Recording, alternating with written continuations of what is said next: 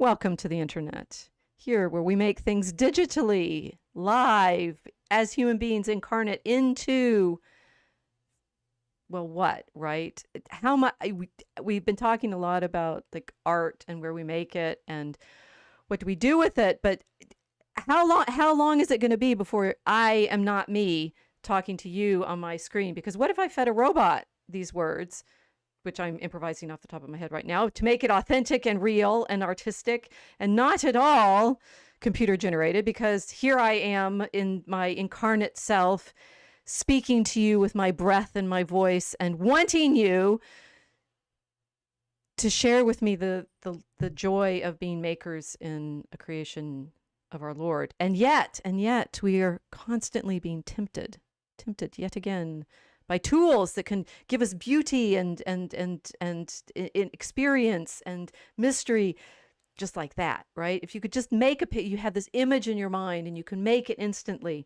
wouldn't you do it? Wouldn't you, I don't know, eat the apple of the AI? Welcome to the Mosaic Ark. Oh.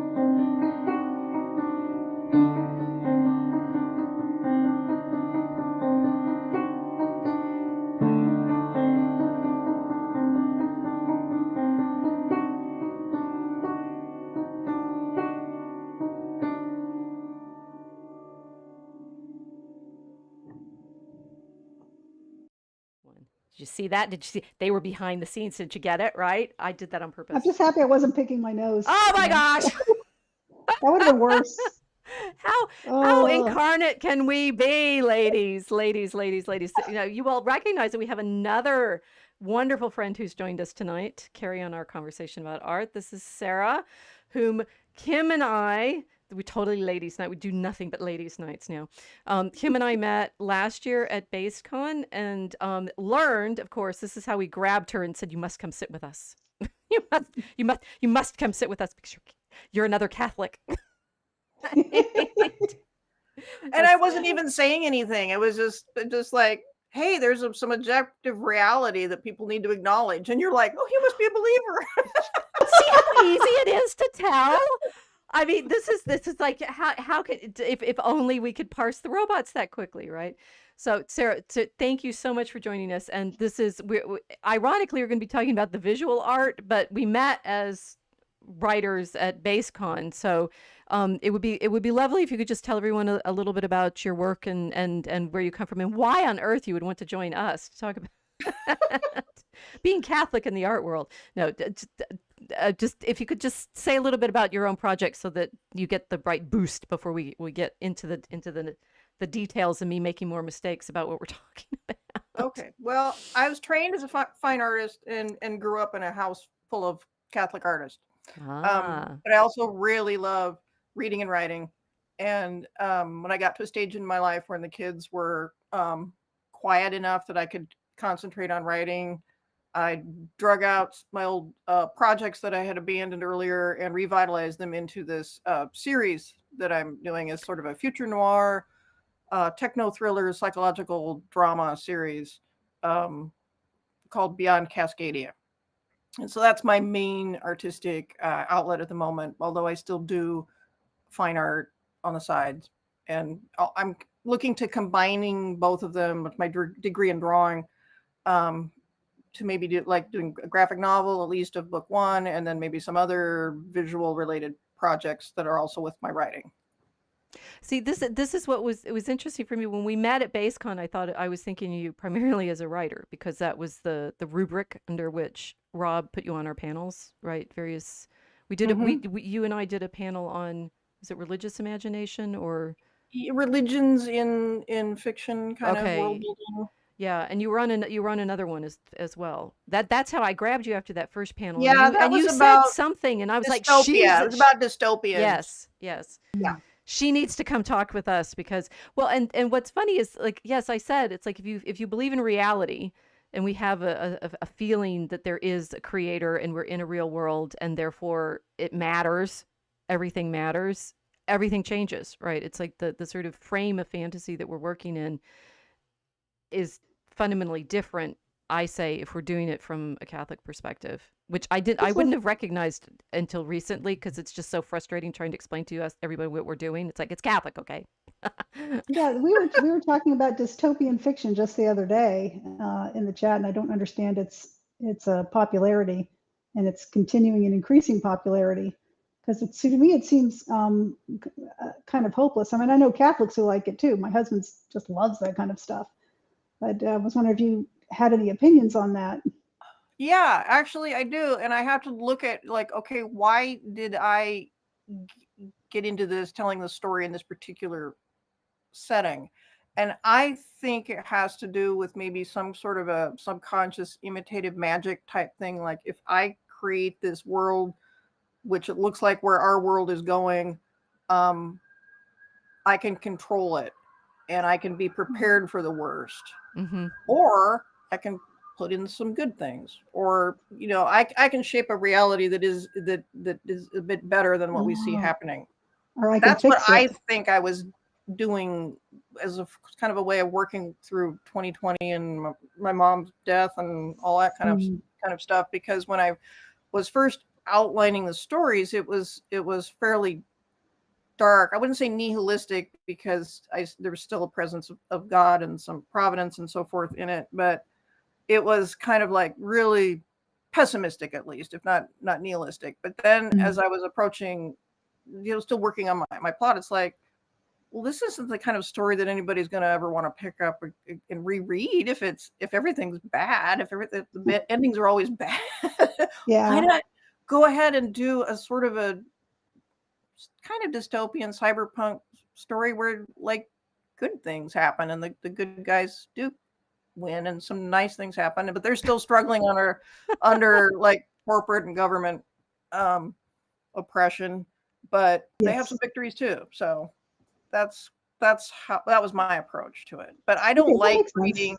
I mean, I went recently read Neuromancer. I'd never read Neuromancer before, but I knew it was really influential.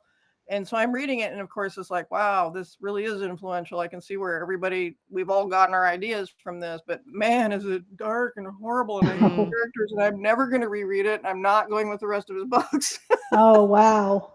It's That's quite an very well written, impression. beautifully written, but almost overwritten because sometimes you're like, what's happening in this scene? The character's doing what? Where? How? Mm. But still worth reading if you're interested in the genre, but it was like, no, that's not where I want to go with it. So mine's kind of more, I would say, more techno thriller, psychological than dystopia. So more hopeful. Yeah. Yeah, that's good. So I haven't read Neuromancer. I don't think I have. Um, It's a great name. yeah, Wow, who based on the wrote that? name. Gibson. It's William Gibson. Okay, I'm surprised that I haven't read it. What kinds of things do you it's interesting reading those formative books later when everybody else has been riffing off of them Mm-hmm. and then you read them themselves and they feel derivative because Exactly. they Exactly. they were the start, right?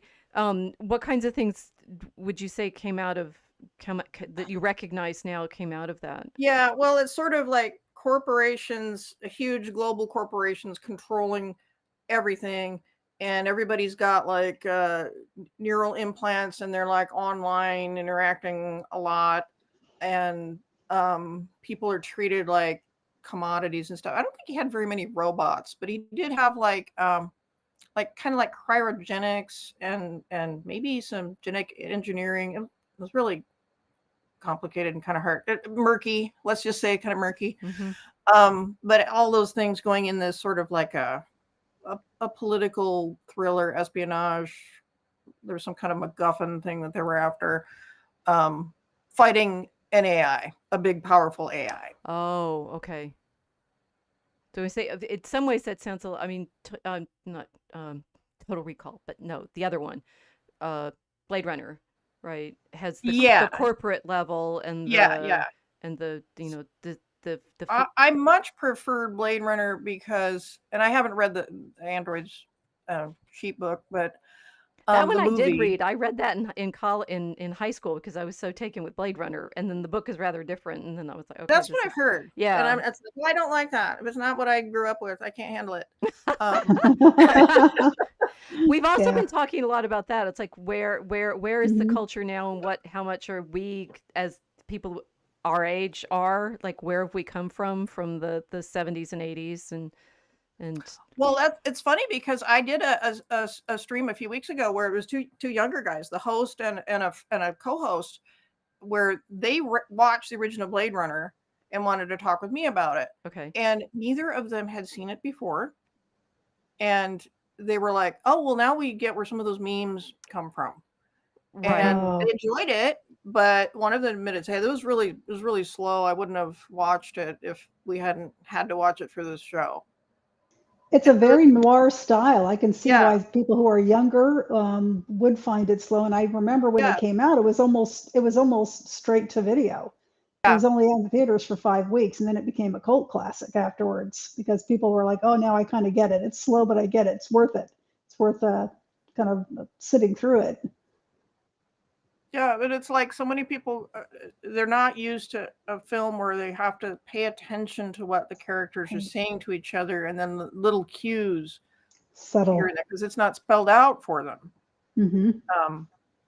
So, and that's kind of I think one of the challenges that we're facing on being creators in that situation is it's like, well, how much do you accommodate what you're creating for this up and coming audience who maybe have their attention spans damaged or whatever, their expectations are different. How much do you cater to that versus hanging on to what we think is maybe a better way of telling stories, or at least the way that's been more traditional and what we grew up with? It's an excellent question. Well, so that's the good meta level problem of what's changing in our art. And so I was watching some of Critical Drinkers. He's great. I like him. But he was talking about how all the movies are the same now. And this I think is this problem. So the AI generated images that people are complaining about and generally are saying they all end up looking the same. Everything ends up looking the same. It's all recycling. Copying of a copying of a copy of a copy. Copying of copy of copy. And that what Critical Drinker was complaining about was how it's like there's everything's remakes, right? All the big movies out this summer are, which I was not even aware of, right? But like apparently there's another dinosaur movie. Jurassic World, yeah. I knew that from the car ads that are coming out. I'm like, why? What are they? We're on Dr. Pepper cans too. Yeah, why are we talking about this? Is it new, right? Where is it coming? So like everything is, and I'm sitting there watching Love Boat from the 70s on. I love if we go there, we're going to be talking about cruise ships because that's right now, guys. We're on a cruise ship. You guys are hanging out in the which deck are we on, right? To have our little conversation about art and such in the Mosaic Arc. That the movies are there and they're all the big blockbusters are the 18th gazillionth in a series. They're all the same style of Joss Whedon-y sort of banter and irony and conversation. The plots are remaking the same plot over and over and over again. And then I was wondering, because we have our Mosaic theme on our arc here. And Sarah, you're saying so the youth of today, right? One of the things they have grown up practicing is making all these connections constantly to everything, right? They need that stimulation of, here's an image, there's an image, here's an image, there's an image. And if they're saying Blade Runner, I mean, the slowness like draws you in. It's like, that's the whole point of it, that you can't get out of it because it was a mood. Yeah, right. It was meant to be that mood. But the from our perspective as artists and authors and writers, on the one hand, we have the art that we remember growing up with, the movies and the stories and the visuals. And we have then the art that in the technological situation that we're making it in now, which includes the stuff that's, not just rapid cut, but that you on your own iPhone are constantly, I can't do it, right? I'll be starting reading something, and then I'll think about something else, and I want to look that up, and then I go back to this, and then I forget where I was, and I scroll down. I'm in Substack, getting lost constantly because you follow a link. And like, how much of our narrative and art is all past, it is all mush and pastiche, but on the other hand, it's a very active pastiche because you're putting together your own experience every time you go on your phone. I wanted to. So you mentioned. Did I make too many cuts there? Yeah. Well, I was trying to break in, and I was being rude. I'm sorry, but you mentioned that critically drinking now. Critical drinker said everything was the same. They're remaking the same things over and over again. But then you mentioned the Love Boat, which was a formula, which they had the same plot every single week with only slight differences. Well, so people like the Love Boat. So this is it. So this is great. We'll do the 1977 comparison of the Love Boat with what happened to Star Wars, right? Yeah. So the Love Boat was it was drawing in actors who were in other shows, right? So this sort of the referentiality of the television, saying, the reason I am enjoying it because, oh my gosh, I remember the show that he was on, right? So that kind of cross linkage was one of their devices. Isn't that what they do in the Marvel movies a lot too? Mm-hmm. Yeah, totally. Yeah. It's the same formula. Yeah. Right. So you're enjoying it because here, this character that you're used to seeing in this one place suddenly shows up in this other situation, which is a kind of, we've been on the Love Boat all along. We never left it. Yeah. We never left the Love Boat. But don't you run the risk of just overusing that gimmick? Well, okay, so this is at the meta level, and this is what we've been, the Mosaic Arc and our own writing and Draco Chemicus have been wrestling with. But I think for me right now, it's this: everybody's complaining about the AI generated stuff. It's going to all look the same, right? So we start with that big question. And then Sarah, you were saying it's like, but what holds people's attention now, and what kinds of is it just entertainment, or is it something else that we're looking for our art to achieve?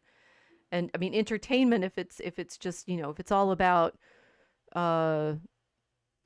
quick scenes, different, things that don't really connect to the thing is, my sense of our Mosaic exercises here is we're trying to figure out the ways that things connect, which sometimes don't seem to.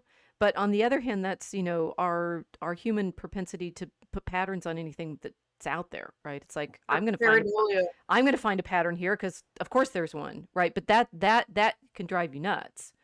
Mm-hmm. And it can be wrong. And it can be wrong, right? So as Catholics, how do we find the true pattern? But my big question just now is like, where do we stand in, like, what moment are we in, right? As older people in a moment in which people are younger who've grown up with a different mode of media, but how different is it in fact to what we grew up with? I don't know. I mean, it can be kind of disheartening when you go look at books that were popular a generation or two ago, were considered classics, and people aren't reading them now.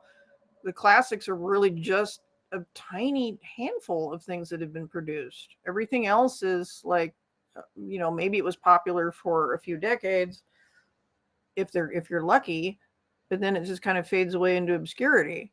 And when I think about that, it's like, oh, well, why am I doing this?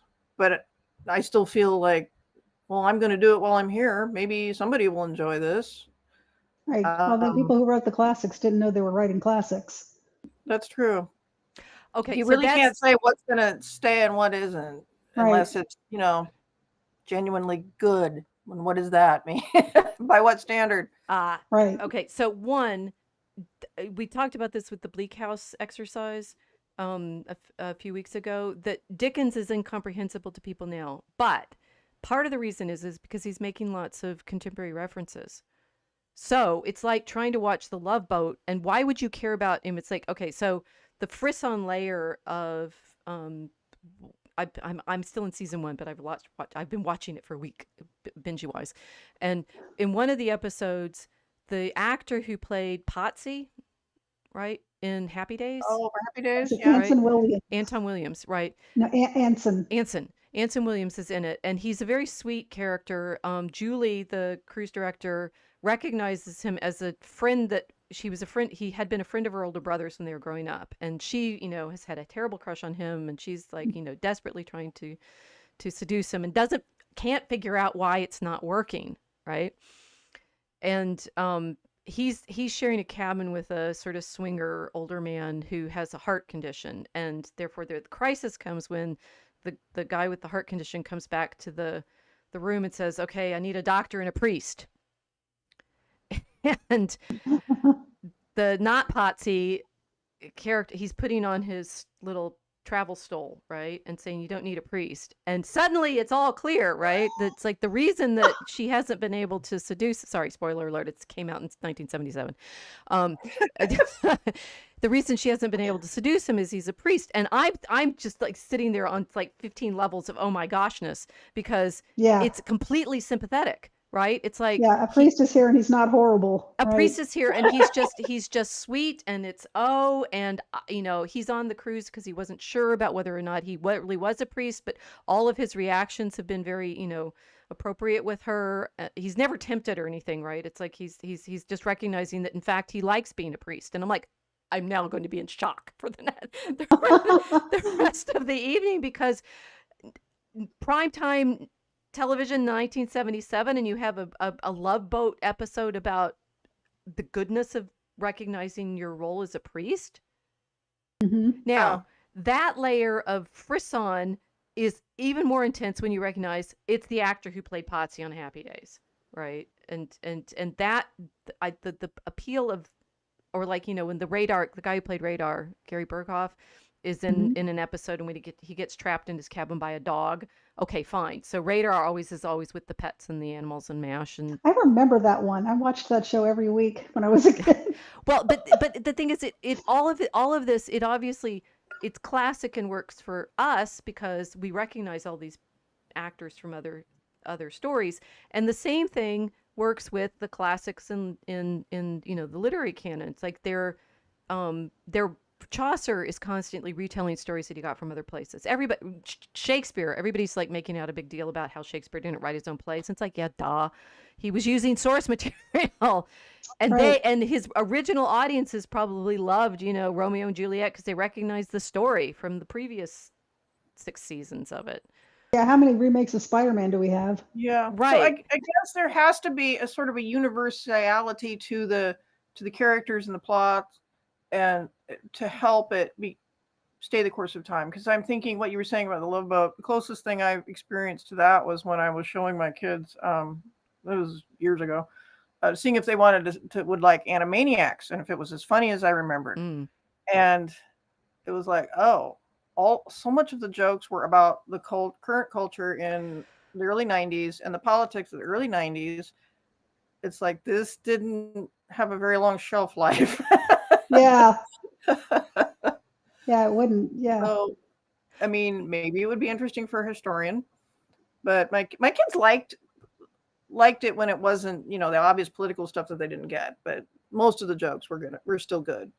But there was enough of the other that was like, ugh. And even looking back at like some of the early Simpsons and Mystery Science Theater and things, whenever you bring in a current political figure into your joke, unless it's actually the president whom everybody knows, just a few years later, they're going to go, what? Who?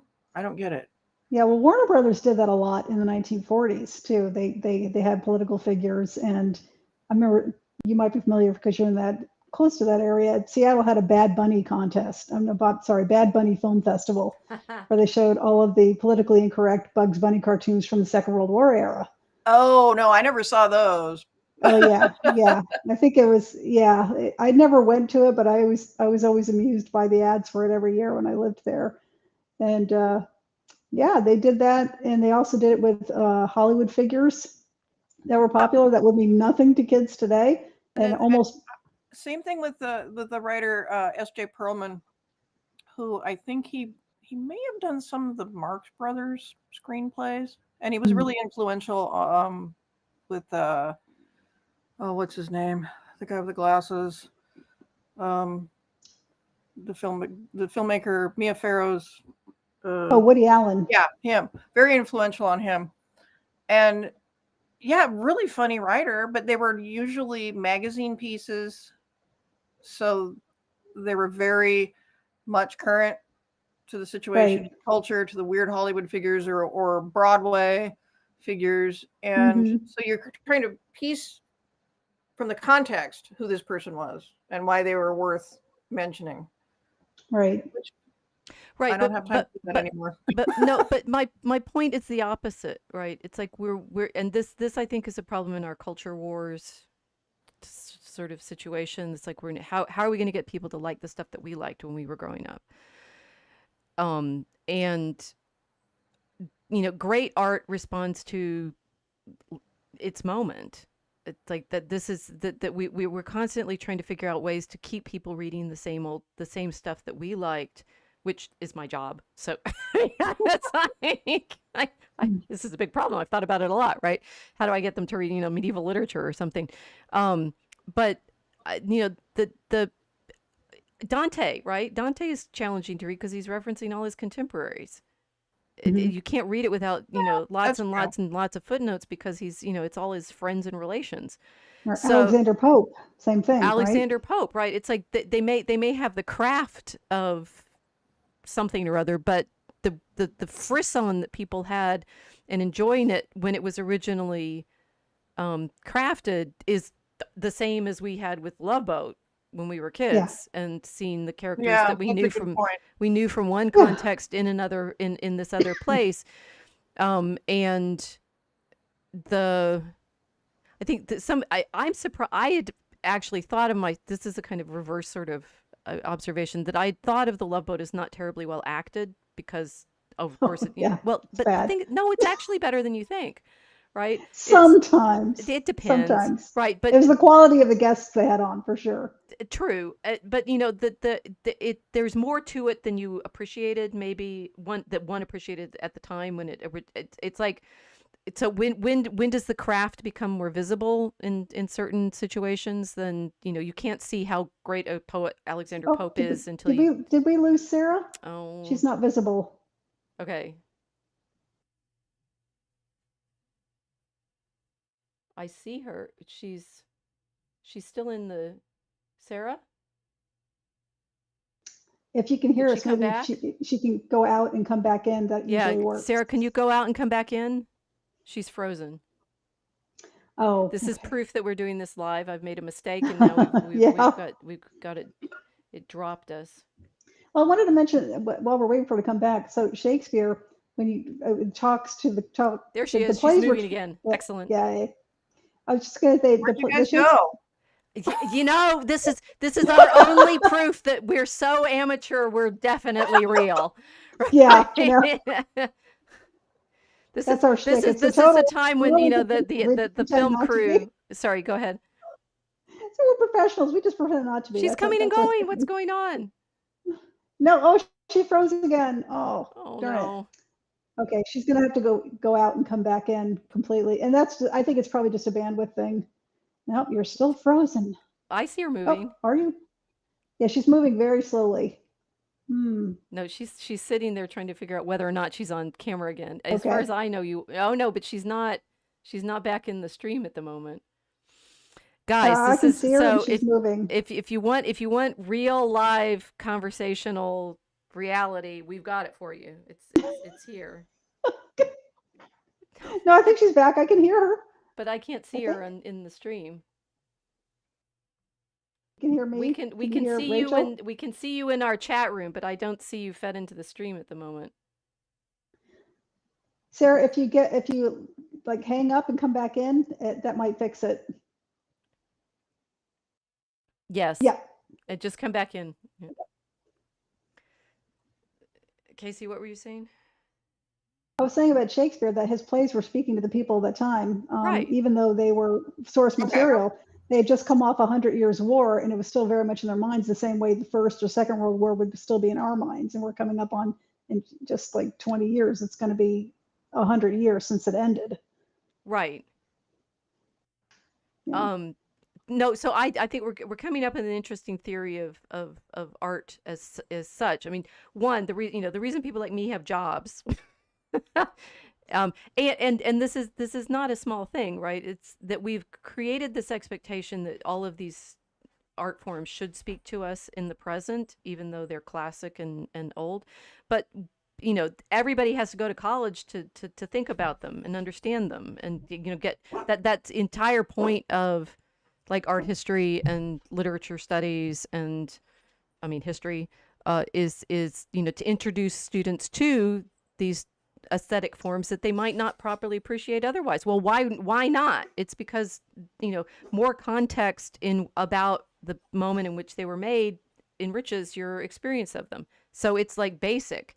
And we've ironically, thanks to the explosion of college in the 60s and the giant baby boomer population of people who went to college and therefore expect everybody to know everything they do, which I don't think is fair, No, created it's not. this expectation that it's all like already there. It never was, right? We invented it as an educational project in the 50s and 60s.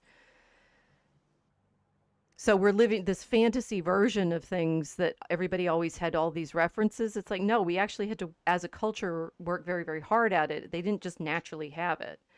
Well, also, didn't you say the academic study of English wasn't invented until about the 19th century?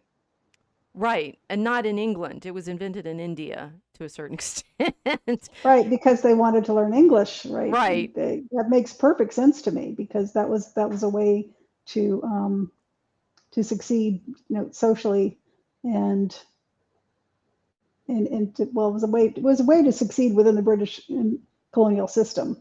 Right. And so there's and the thing is that it works that Sarah, you're here. Can you hear us? Yeah, now Okay. I can hear you. Okay, very good. That it's what happened in the 50s and 60s too, when people were encouraged, particularly the GIs who came back from the war, to go to college, right? And there's this enormous expansion of American academia in the 60s. All my senior colleagues all remembered, the hiring fair feel of the 60s was basically, if you did a PhD, you got a job, right?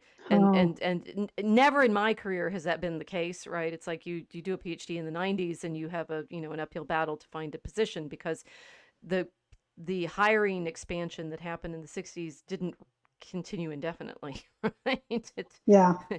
Even though we have, well, and the thing is, right now we have fewer people at all to attend college, so yeah, it got too expensive because it expanded so much. It expanded so much, and then anyway, that we created this feel that there was such a thing as social status for knowing certain kinds of things. But now what we have is, on the one hand, talk about dystopian, right? The crumbling social status of one form of aesthetic knowledge, and the reality, which we will now go to our images, right? The reality of art that's coming out of other forms. For example, Sarah, I think your Virgin and Child here is very beautiful. And I used it on our cover for the video because I thought, wow, Right. I mean, this is an interesting exercise.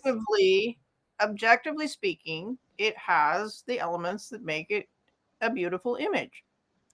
Mm-hmm. I think it's lovely. And you, but the thing is, you say I wouldn't print it out and put it on canvas and put it on my wall. I just wouldn't, because it's like that would feel weird doing that. Printing what would feel weird about it? Why would it feel weird printing it? You could probably send it to one of those companies that prints things and puts things on canvas for you. Mm-hmm. And it's like, oh, here's this painting that I sort of did. But it was like what you were talking about. Well, okay, what I think the problem with not just AI, but everything these days is our lack of self-discipline, our lack of temperance, and being able to postpone gratification. Mm. I think the worst example of that I could give would be here on the streets of Portland. The addicts have gotten so used to people coming by with Narcan and reviving them when they die that they don't make any effort to not overdose. Wow. That's so sad. Well, that's a metaphor that'll stick with us. Yes. AI is overdosing. That being said, I'm not in the camp of all AI is evil. It's demonic. Devils are going to take over if you use it. I don't believe that. I mean, you read my piece, and it's like, well, it's like we're still living in the Newtonian model of reality, and the AI is almost like on a quantum level, and we can't quite. You're either one or the other. You can't see how they really do work together. They're both part of reality. So making something on a computer with ones and zeros and pixels and all that, you're still using matter to do it.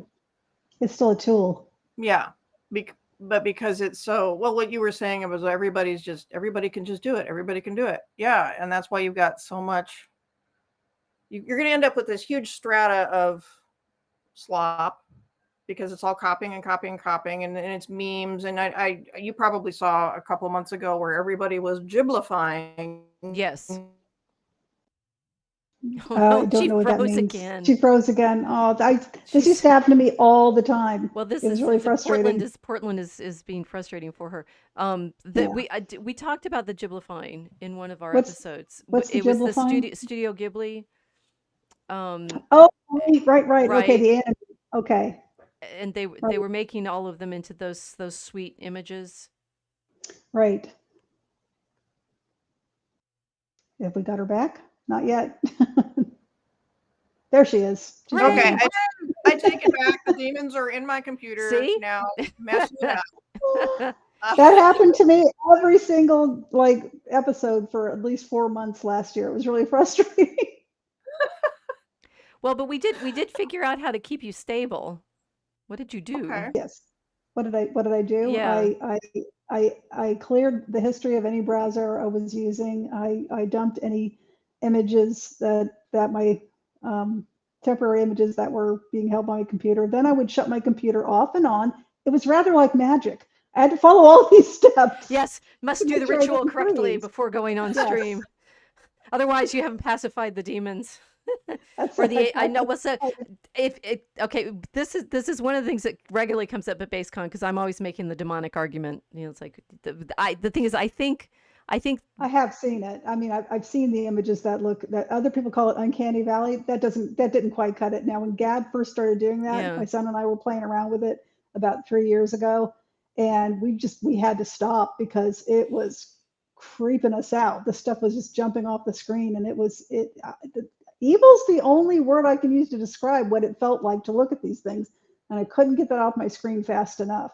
So there's got to be something like that there. It's not just people making really bad art and putting bad prompts in, and maybe they don't know how to put the right prompts in. It was scary looking. It was really scary looking stuff. I've seen some really horrific things too. But I've also seen some really unbelievably gorgeous things, like heavenly things. So I can't just say that the tech itself is evil or good. No, it's just tech. It's an object. Yeah, I agree with that. The way I think things are going to shake out, and I don't know if Rachel, if you saw the little screenshot I sent of the slideshow or whatever that James Gurney was lecturing. I didn't pay to read his article, but I did get that screenshot. See, we only have fragments, little pieces of things that we stick clues. They're little clues. It looked like he was kind of thinking along the same lines, in that I think you'll have the majority of people, hey, it's something fun to play around with. I'm not going to take the time to learn how to really, be an artist, but this is fun. I've made an image. And some of those people, I think, will go on to go, wait a minute, I do really want to learn how to draw. And I've actually I've seen that in real life. So that's probably most people. And then you've got a pretty thick layer of folks who are going to go, this is going to save me time and money in marketing materials like book covers, banners for my website, whatever, that kind of thing. And then I think you're actually going to have an elite of artists who know how to use it, take it and use it and make new things. And probably a lot of it will be related to filmmaking. How is it going to help with visual images and special effects and things like that? They're going to find ways to use it that we can't even really predict.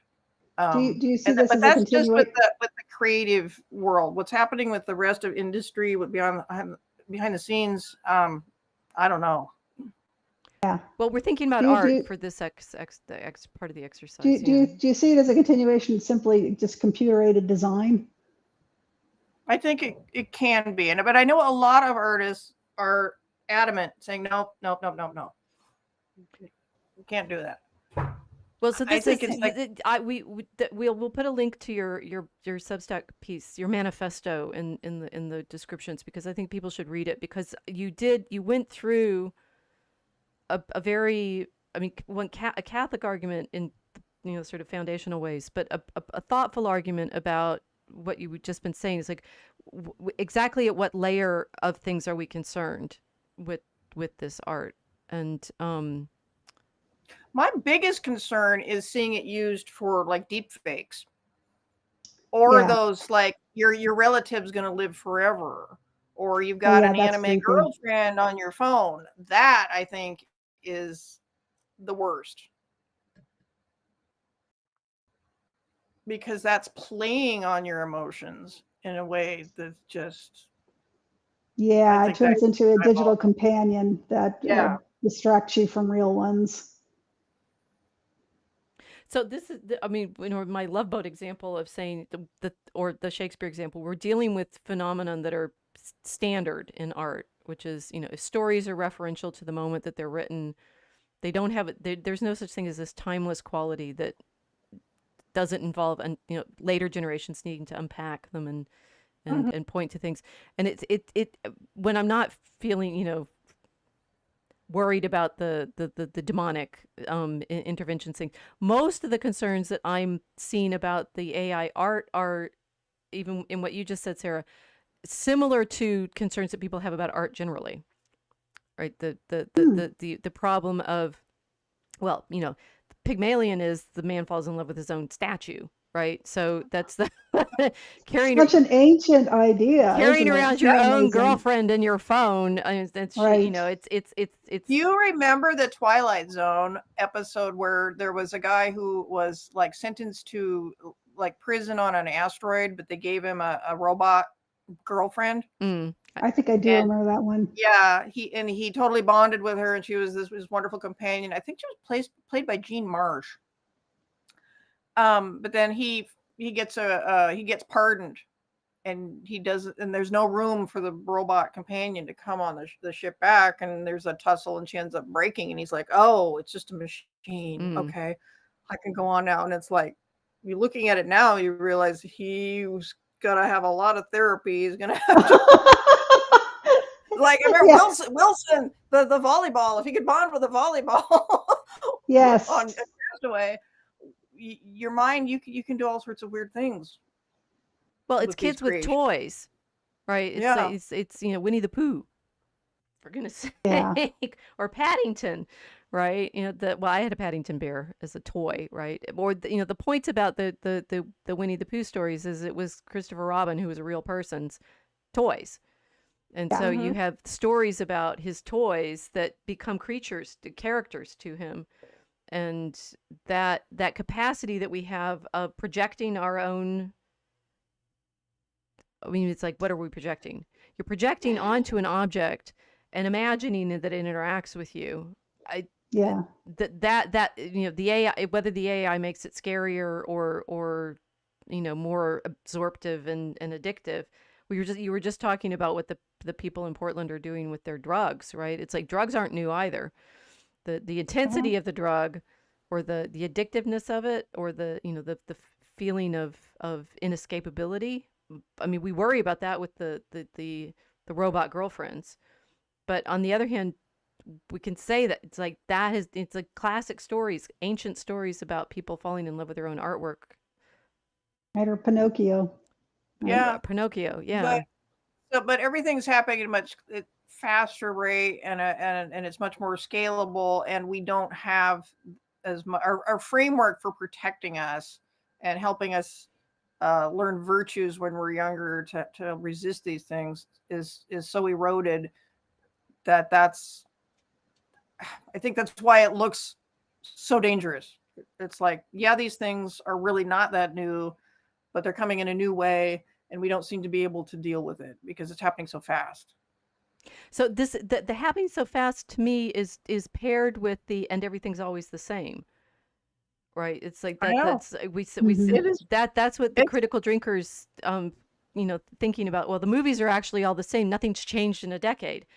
But then we also have this sensation of, oh, it's all changing so fast. And it's like, so which is it? It's obviously both, but it's that sensation of so I think the sensation of everything being always the same is ironic, because it's that everything is all available already.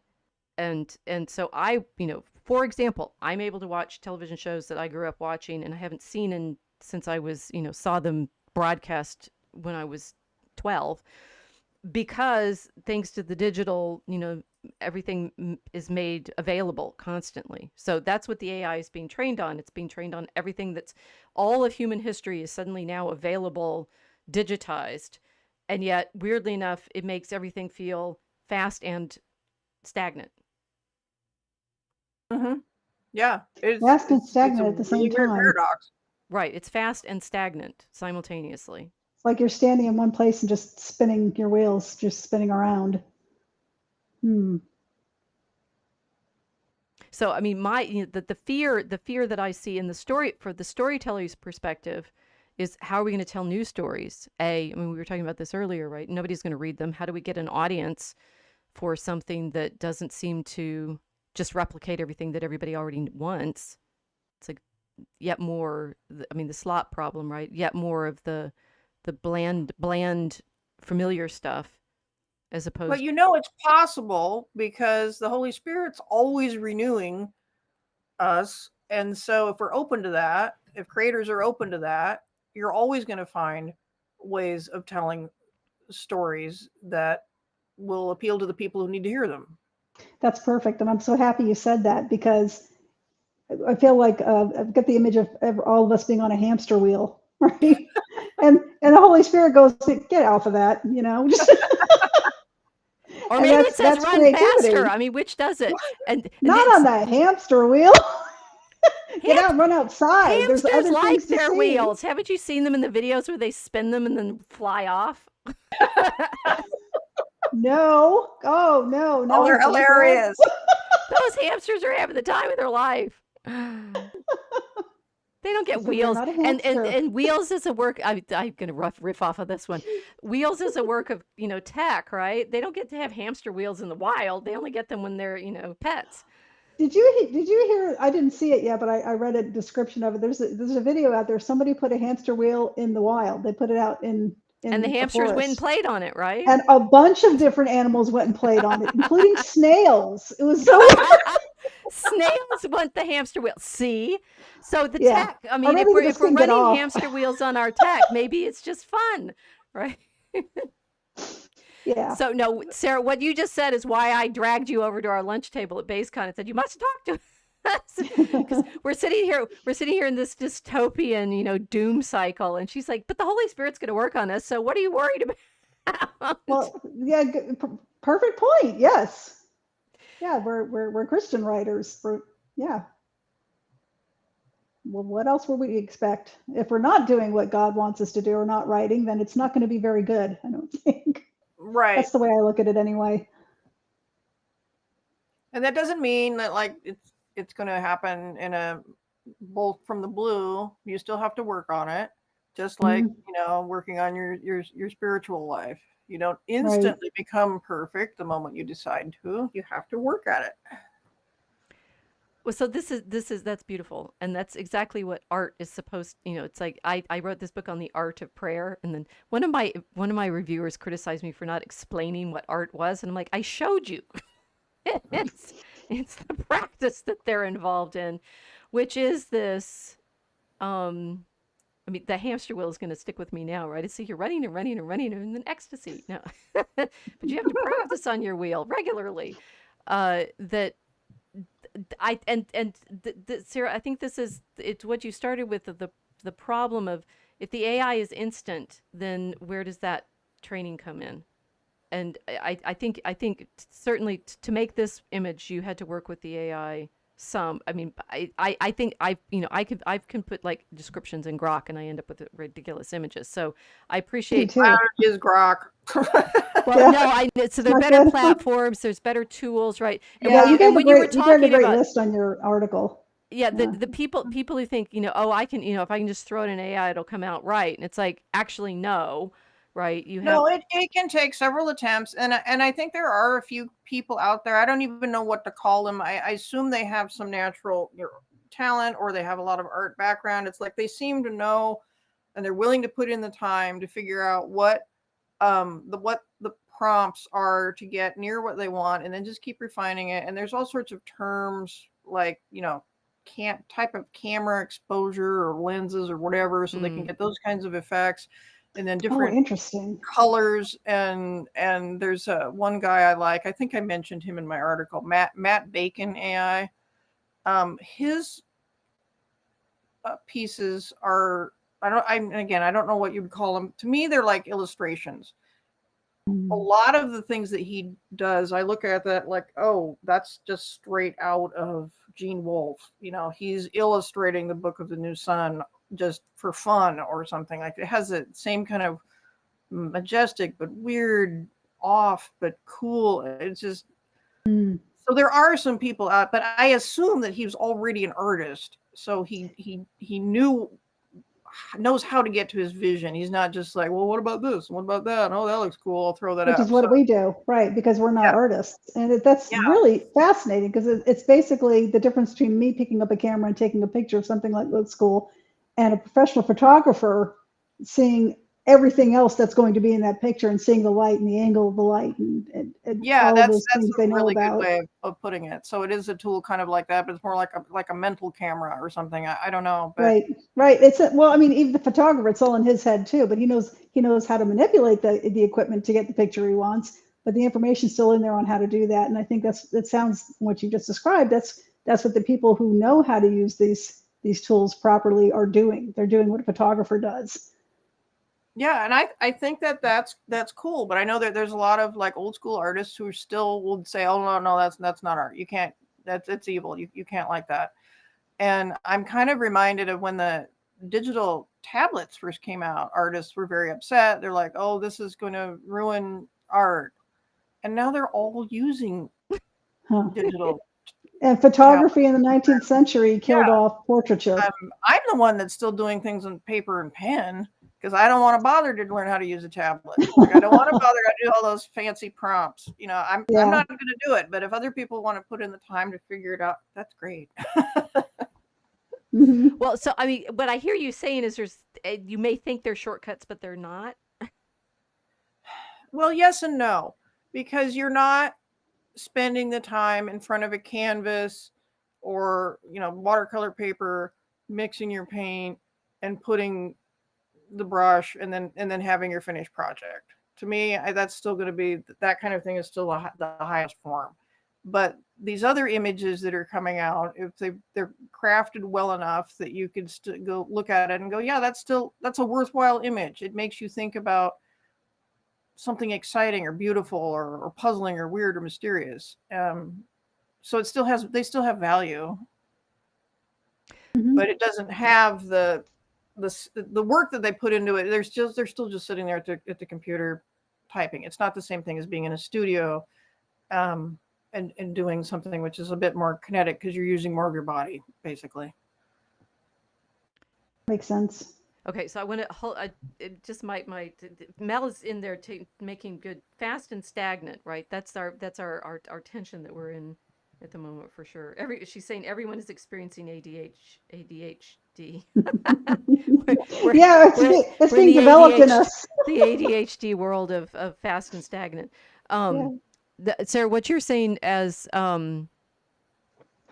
so what I'm feeling like we're developing, and this I mean, it's like I'm inclined to get there because I know crafting, I mean, doing art, it's like training your mind in studying history, or it's like prayer as a continuous practice that transforms you over your lifetime, or like learning to do all the difficult. I never give myself an easy hobby, right? Like fencing, writing poetry, right? That there's something that we recognize ourselves. And I say, incarnational arts really, really matter because you have to train your entire,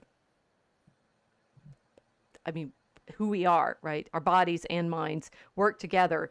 That things that I'm able to do emotionally and intellectually are as much because I'm a fencer as because I read a lot, right? So the sort of dissociation of the body and the mind that the 17th century played at and then crashed and burned over is ridiculous. But that we recognize art as somehow that it works on us even as we are training ourselves in the skill. So that's one, that the time involved, right? Because we're incarnate in time, and it matters that we're trained in time. But on the other hand, the sort of the desire for the being in the material that is more in the studio with the paints and such like that. One of the things that we've been reading for our Draco Alchemicus, or I've been getting Mel and Casey to read because they have to, is Spike Bucklow's books on paint. Have you ever come across? It's really good. Across it?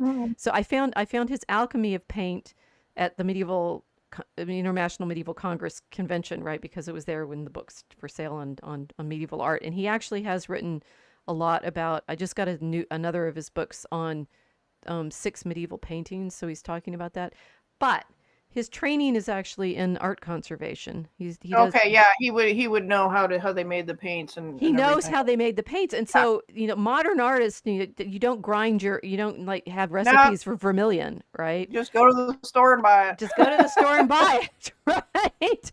So you could say it's like the medieval artists who are, they know their lapis lazuli is a stone that comes from paradise, and they have to, do all these recipes for separating out the blue from the chalk, and so you end up with this stone. They had to make their pigments from the materials, although they're buying, the apothecaries are selling pigments for them and such. Their apprentices were making the paints from the pigments. Fair, and they had to be apprentices. And this is going to get us to, if we can start showing some of our examples now that we've warmed you all up to the problem, right? I just spent, everybody knows because I'm going to talk about it for the rest of my life, some time in Rome, right? I would too. And I'd brag.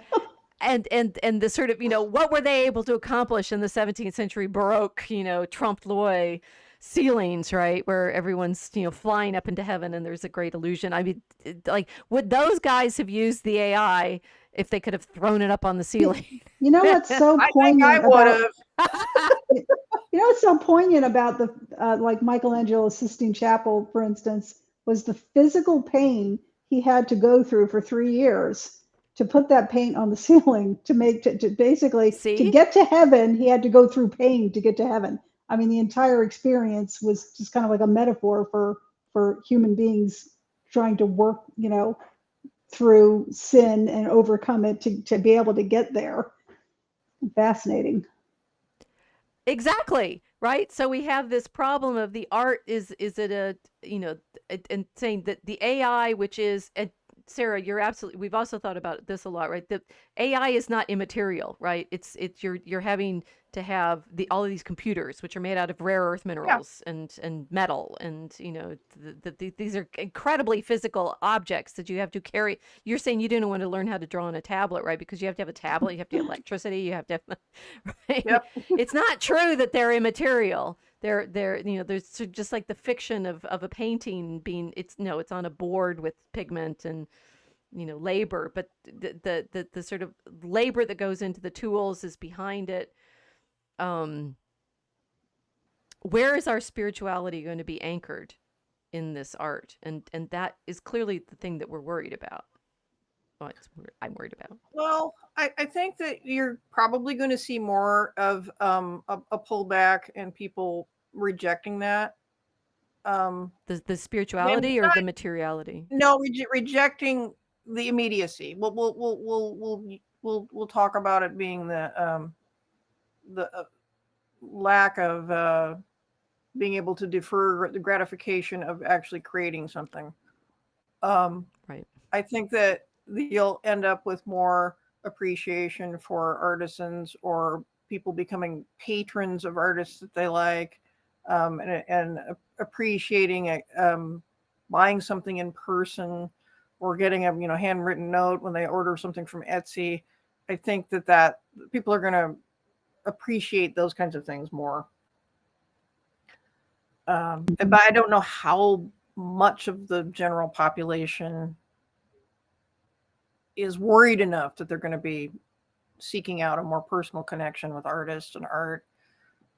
How much people are just going to be like, they were perfectly happy to put those Thomas Kincaid prints on their walls. Why would they care if it's now AI generated or not? I don't know.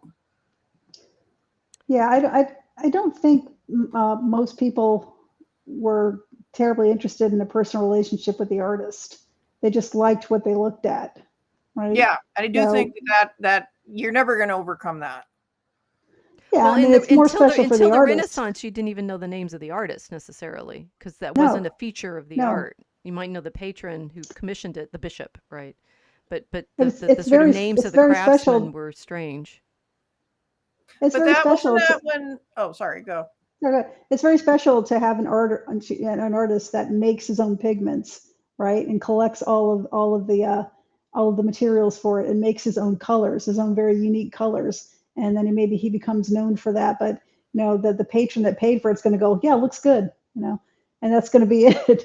He's still. I don't know. Some patrons can be very picky. If they're commissioning something.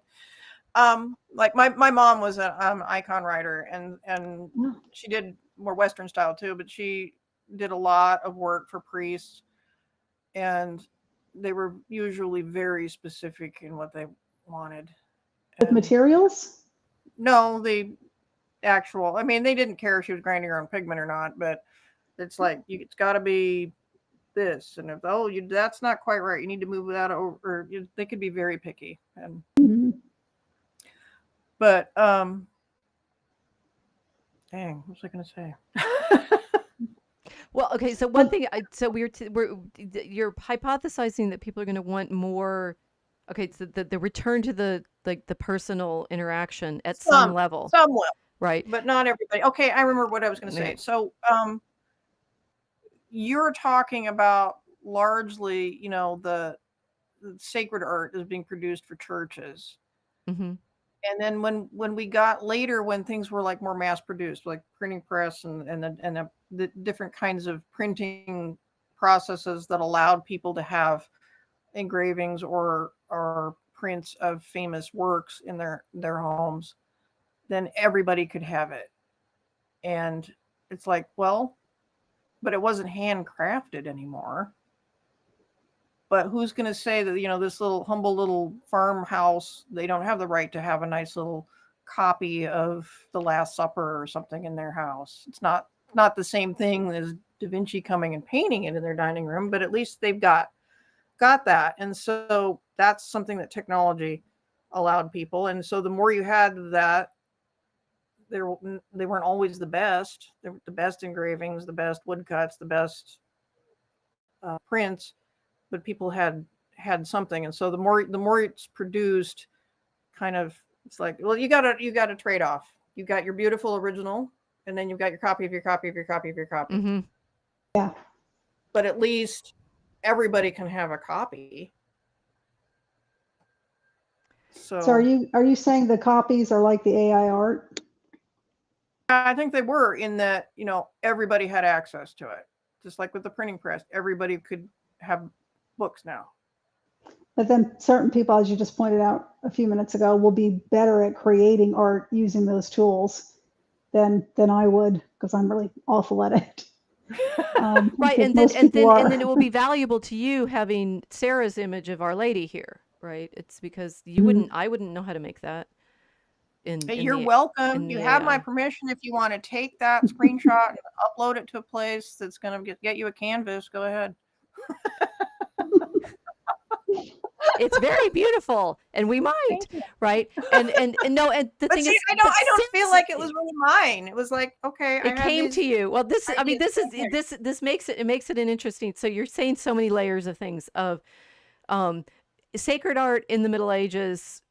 I mean, people have used patterns as well, right? So to say that, like you said, your mom is an icon writer, that they're drawn to particular designs, right? That you have to like recognize here's the heroine of hell, right? Or here's the Virgin and Child or something like that, and that Hodokatria looks like it does. I have some more examples in our image stack that answer to some of Supposed to these get through questions, it. right? That there's a tradition. There's things like the replication of images. My colleague in medieval art history, Jeffrey Hamburger, has a great paper on the Veronica images, right? So the Veronica is the image that is made when Christ wipes his face on the handkerchief that Veronica, the true icon, hands him, Yeah. right? Right. And then so there it is, the original image, not made by human hands, right? Talk about AI, right? Here's the God impressed image on this cloth, which is then replicated throughout the later Middle Ages in paintings of Veronica holding up her image, which is then it becomes a devotional image, one of these that you're describing, like these woodcuts where you have like whole sheets of these Veronicas. It's the true icon, but there's like a sheet of 12 of them or 8 of them or something, right? That then you could cut up and everybody could have their own. So this reproduction of an image, the image of the image of the image in sacred art is the point, right? It's like here Christ impresses his face on the cloth, and then that becomes a relic, but then everybody wants a copy of the relic by way of Yeah. an artistic reproduction of it. And then, as you are quite rightly saying, one of the things that drives, I don't know, the Renaissance and the Counter Reformation. The Reformation is driven by the desire for lots of copies of the Bible, right? Driving the replication of art in the early modern period is you can make engravings and then print a lot of them, and then you have a book of engravings, and everybody you can have your own copy of all of these amazing designs. So I'm still at the place where, in fact, a lot of the problems that we're now worrying about with the AI generated art are familiar to us from the problem of art to begin with. Its replicability, exactly. And it's very much a Christian issue and a Catholic issue in that we didn't have any problem with images. We stated at the beginning, it's like images are good because of the incarnation. So now we find ourselves inundated with images, and we're like, okay, we got to make sure that they're good. They're still good. They're still uplifting.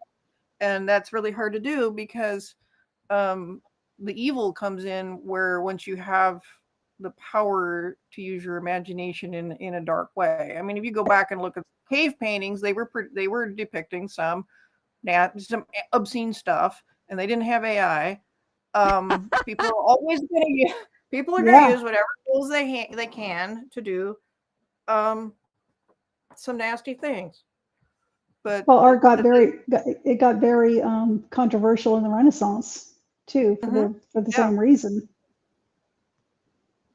Well, let's look at some more examples. So we've been looking at Sarah's image. Now we have we have 2 Rupniks, and this is the Virgin and Child, and Casey, you have a Annunciation, right? The Annunciation. Mm-hmm. And these are mosaics. Yep. Yeah. So they're completely physical, right? Talk about physical intensive labor image. But Sarah, you said there was some this is an example of, if we worried about that AI image that's not produced by human labor immediately, I suppose. It's the tech that you use to do it is coming out of, there's human labor somewhere in it. But the Rupnik's mosaics are intensely physical in their production of the image itself. But they were basically a ruse to to enable Arthurial him, intent is suddenly a problem. to enable him to prey on his female assistants. So Yeah, and there's something so creepy about his artwork is in the eyes, and somebody wrote an article about this 1 or 2 years ago. They look like Hollywood zombie eyes. There's no pupils. They're all dark, black, enormous. They're well, and just also kind of that's a sign staring that out. if he ever had any talent, he wasn't really refining it. It was just like, oh, I'm an artist, therefore any ugly old thing I can put up. That's right. Is I have the credentials, right? Yeah. Yeah.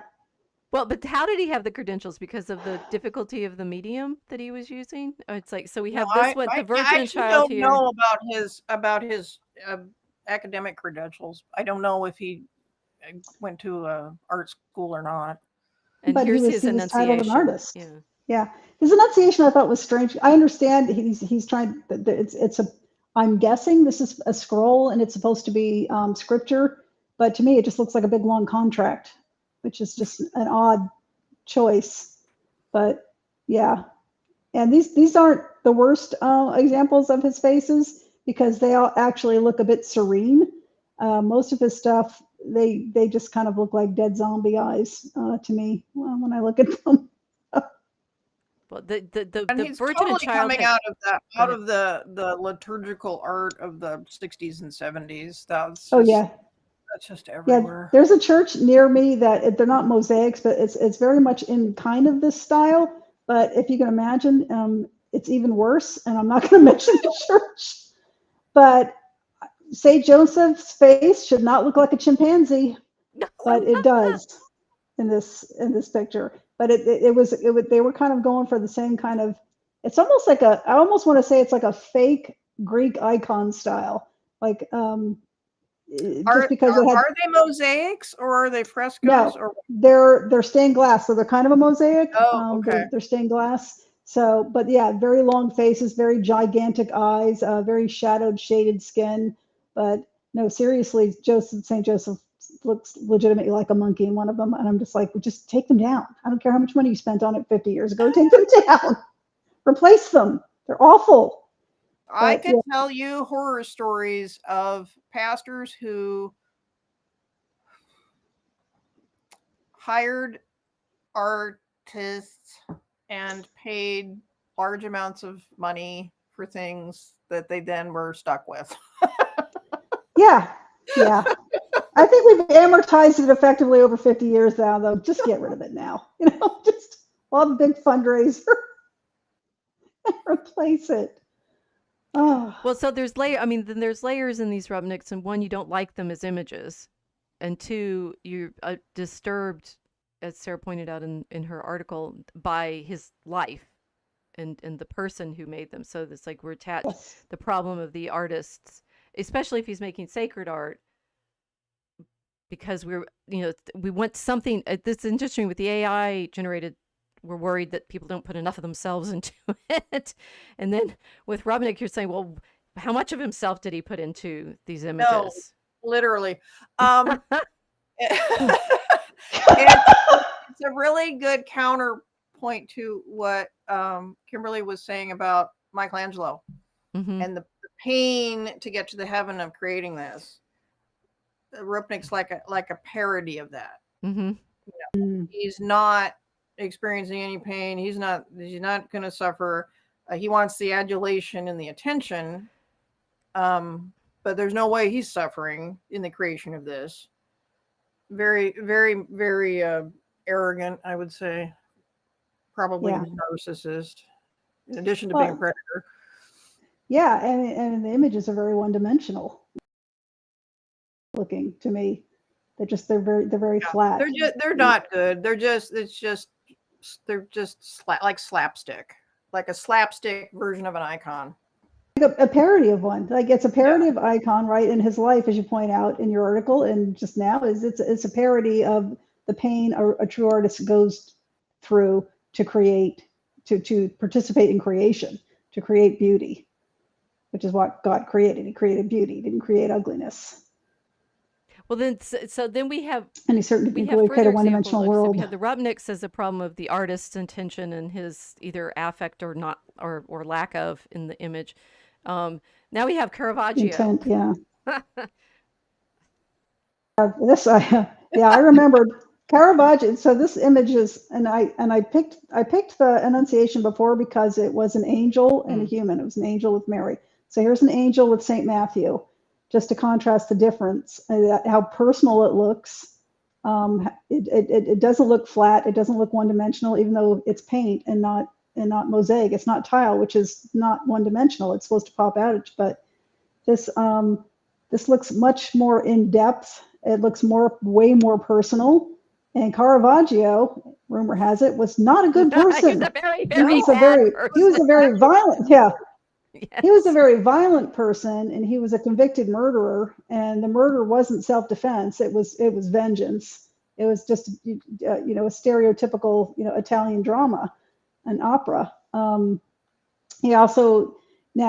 he's rumored to have been a pimp at one point or bordered with prostitutes. That's I'm not too sure about that one because it was illegal to hire female models back then. So he would use prostitutes like a lot of artists would. And there were a lot of rivals and people didn't like him. They might have made that particular rumor up of him being a pimp, but he did use prostitutes and he did murder a man and he kind of bragged about it. About being a tough guy, so he was not a nice person. But we like his pictures. You can say a lot of things about him, but right, you can say a lot of things about him. But his intent was to create a pretty spectacular picture, to create art and a very violent beauty. But I mean, it is beautiful. I think the difference is that you look at a Caravaggio and with all his problems. It's not about him. The final painting is not about Caravaggio. Right. It's about the subject of the painting. When you look at Rupnik's, it's like, oh, he threw some rocks up there on the wall because in Rupnik, Rupnik did this. This is Rupnik's thing.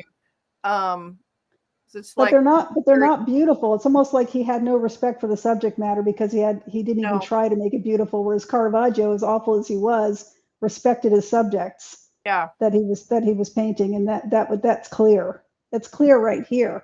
This was one of the nicer ones. A lot of the ones I've seen when I was looking through these images, they had a real hardness about them. And in one of his more famous ones is cutting off the head of Holofernes, and it's real graphic, like super graphic.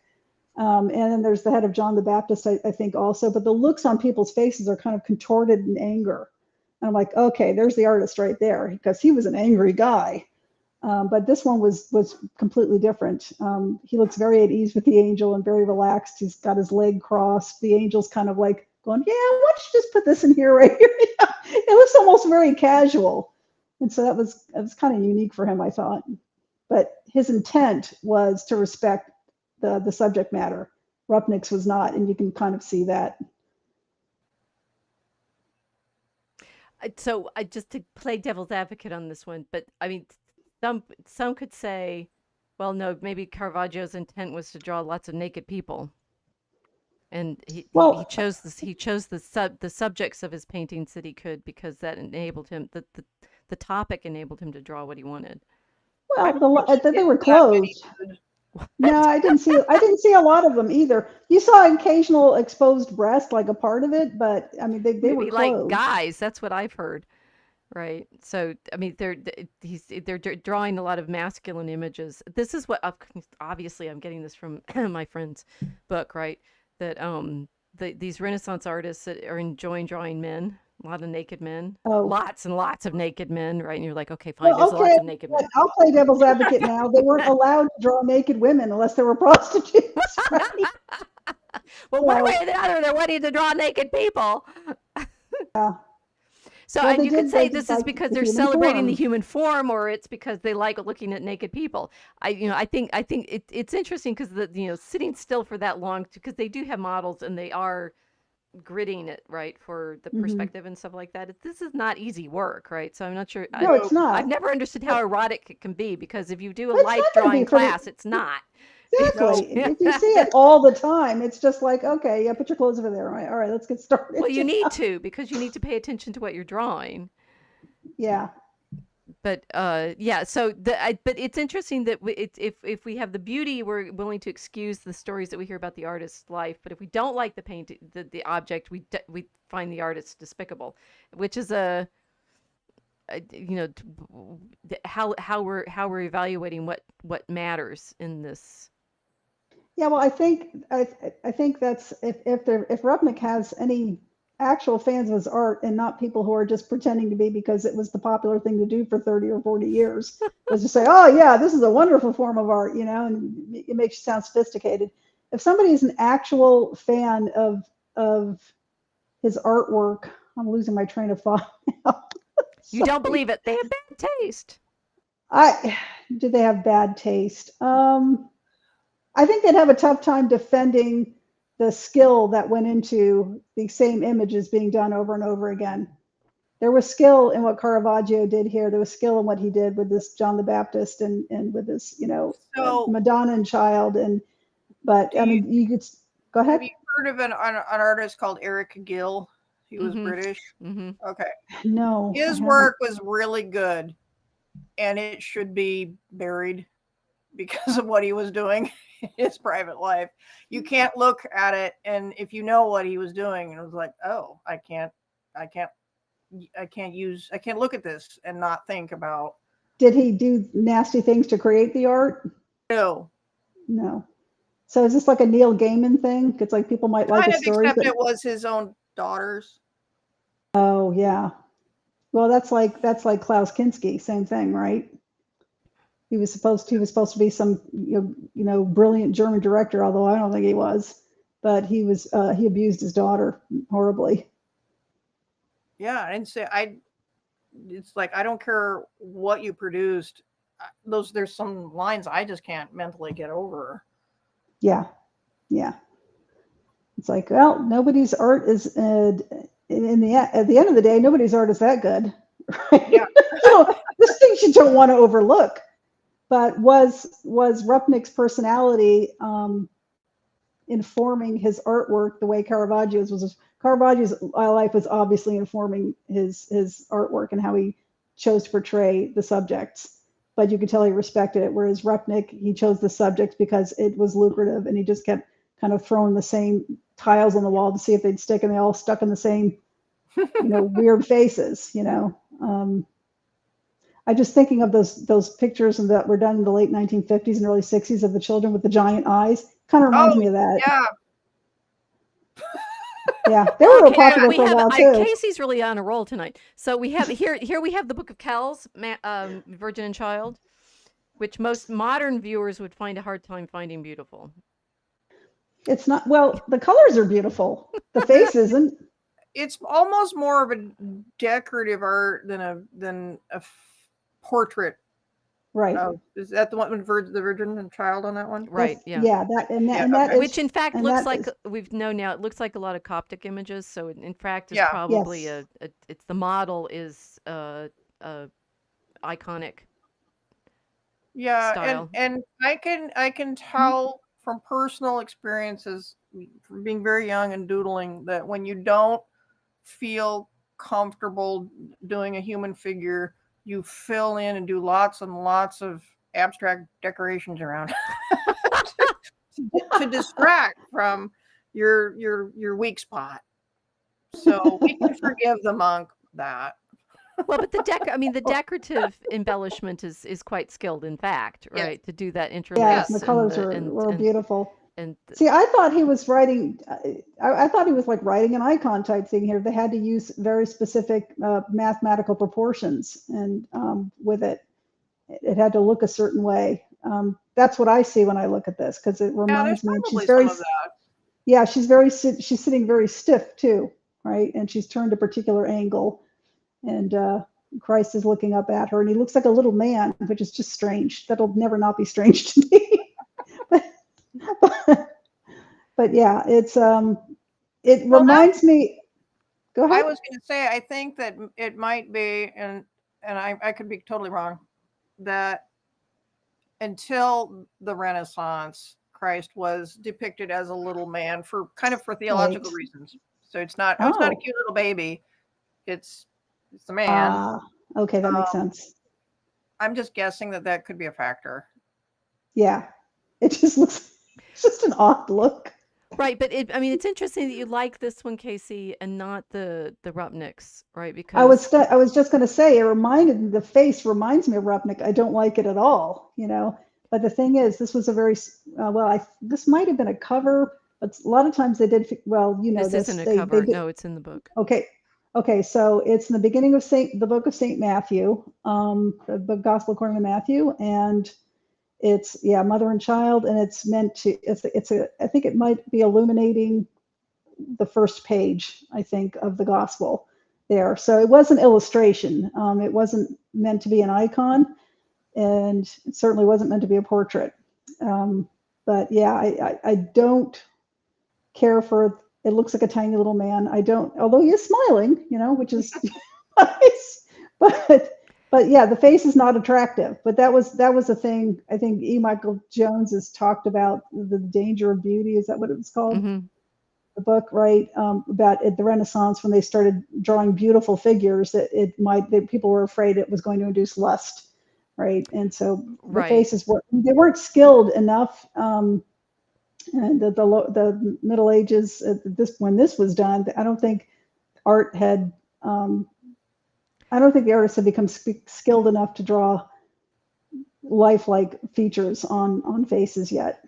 Well, the Book of Kells figures look a lot like the stone carvings, the Celtic carvings too. So I think that's partly the style of what they were able to do with the tools that they had, and this is how we do these faces, and that hair with little curls and the huge eyes. So it's just sort of translated to the vellum. Okay.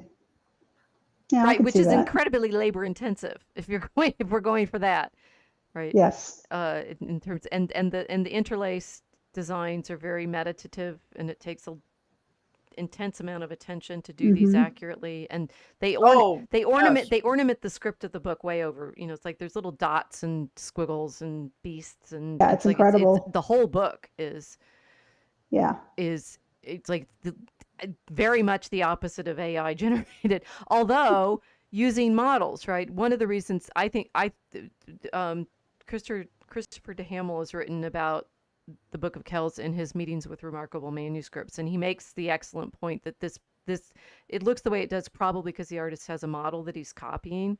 So this is the AI problem is saying, oh well, it's all, you know, there. And Sarah, you pointed to this in your piece, right? Artists are always using copies of, you know, training. You talked about this, training yourself on copying other artists' work. The medieval art is you don't. Sorry, go ahead. You really won't learn anything if you don't copy from life and copy from other people's work, because artists, when you're copying from life, it's very frustrating for an emerging artist to figure out how to get what you see onto your 2D surface. What do I leave out? How do I deal with these shadows? How do I deal with perspective? So studying the old masters, or even just going to Pinterest and getting any image that looks good and copying it, teaches you that language of how to translate reality onto a 2D surface. And you have to always be doing that if you want to make any progress at all. Right. So, and this is, I was thinking about this when we were saying, it's like the Renaissance artists are using tricks to render the illusion of perspective.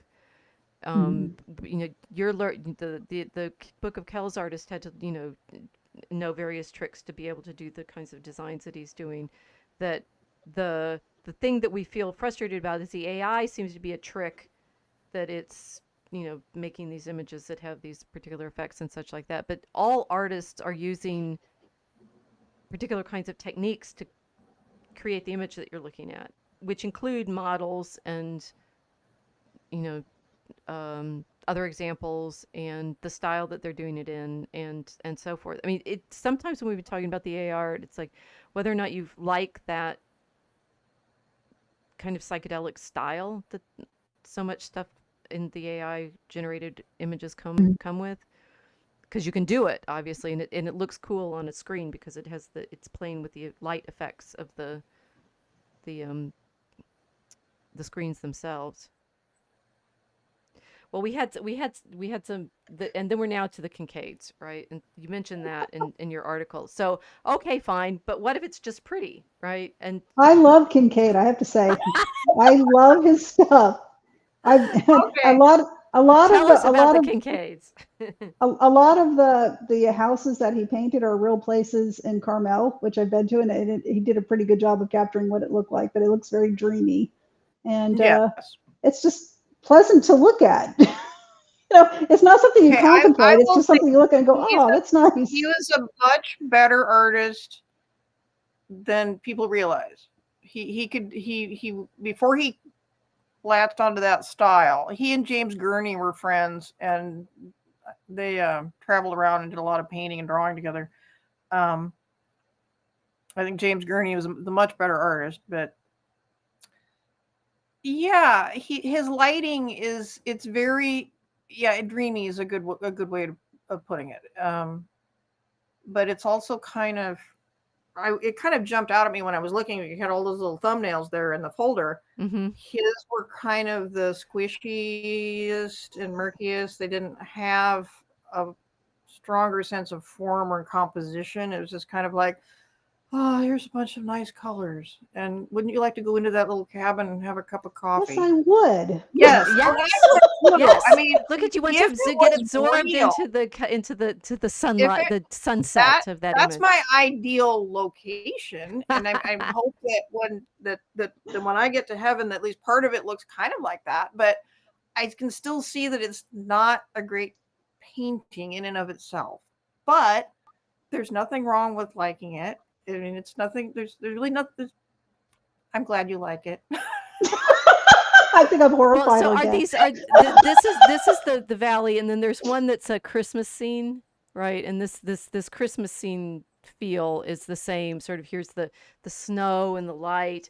Caravaggio, but Caravaggio's playing with light effects like that too, right? You like Caravaggio's because he's so good at chiaroscuro, right?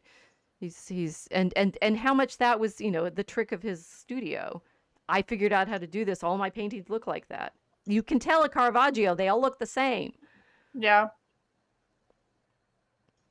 And here's our Kincaid. Look, here's the snow, here's the fall one, here's the snow one. So he's a living artist now. Kincaid is working now. No, he died. I think he actually. I don't know if it was self or not, or if he was sick or something. But I think he died of no longer with us. He died of the effects of alcoholism, I thought. Okay. Oh, he's making beautiful pictures like this, and he's drinking too much. I know, it's sad. No, Are we going to have like a problem. happy artist story in any of these? Does art make you? I mean, it's like you're yearning for these images of transcendence and beauty, and in fact, you're miserable or abusing people. This is not a great lesson we've gotten to tonight. Tortured artist. Well, he had commercial success. See, AI helps people who want to be artists, but who don't want to go down that road. You don't have to become a drunk. You don't have to fight people. You don't have to murder people. You just type in your words and you get a nice picture. I don't get nice pictures when I type in my words. No, we get very weird ones. We were asking. Well, Grok maybe isn't the best image generator, but we were getting it to make pictures of our poems. Remember the Trump ones? Trump sweeping the Gulf of America. Yeah. Oh, that was so ridiculous. It was funny. It was really funny.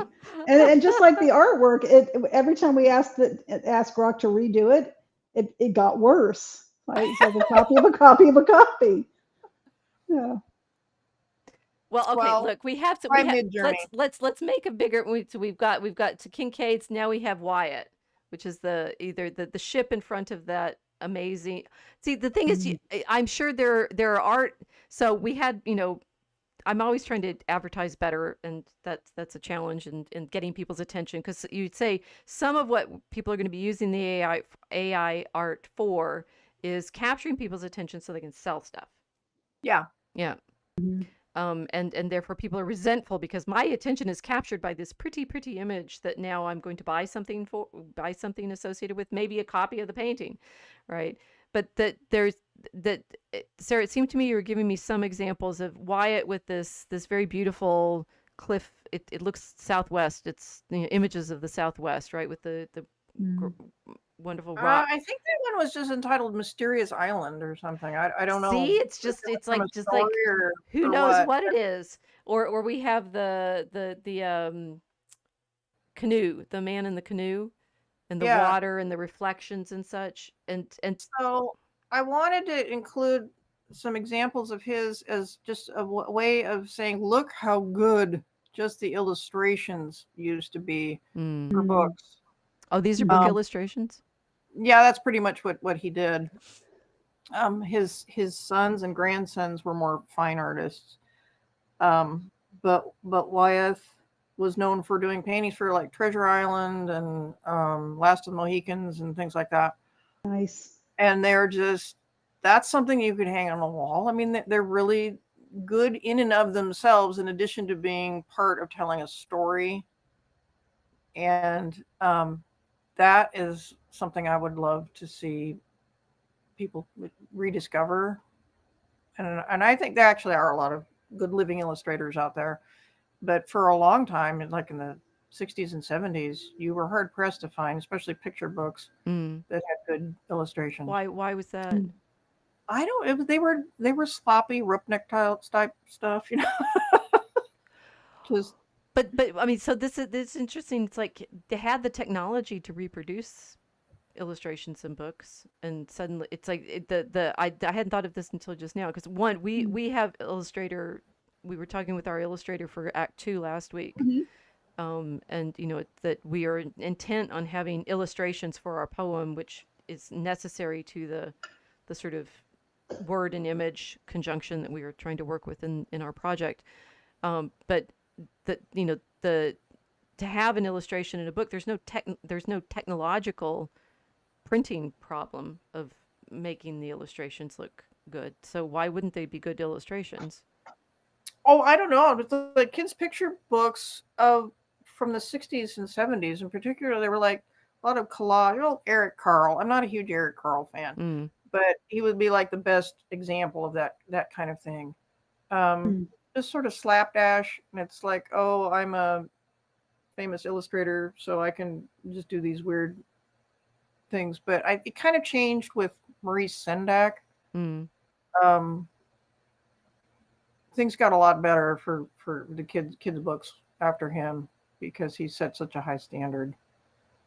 My favorite illustrator is Trina Shard-Hyman. Oh yes. Oh man, I love her stuff. Right Kaneko answer. Craft is another good one. Sorry, who? Kaneko Craft. Okay. Jan Brett. Jan Brett does really beautiful kids' books. Yeah. And maybe when we had the Allen with Pussycat that Brett did. Very beautiful.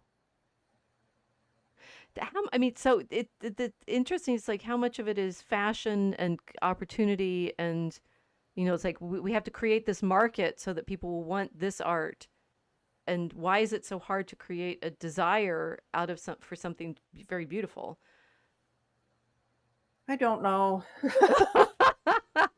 We started with why can't we get people to listen to our stories? And now it's like, why don't you just yearn for having beautiful things around you? Why would anybody choose the ugly stuff instead?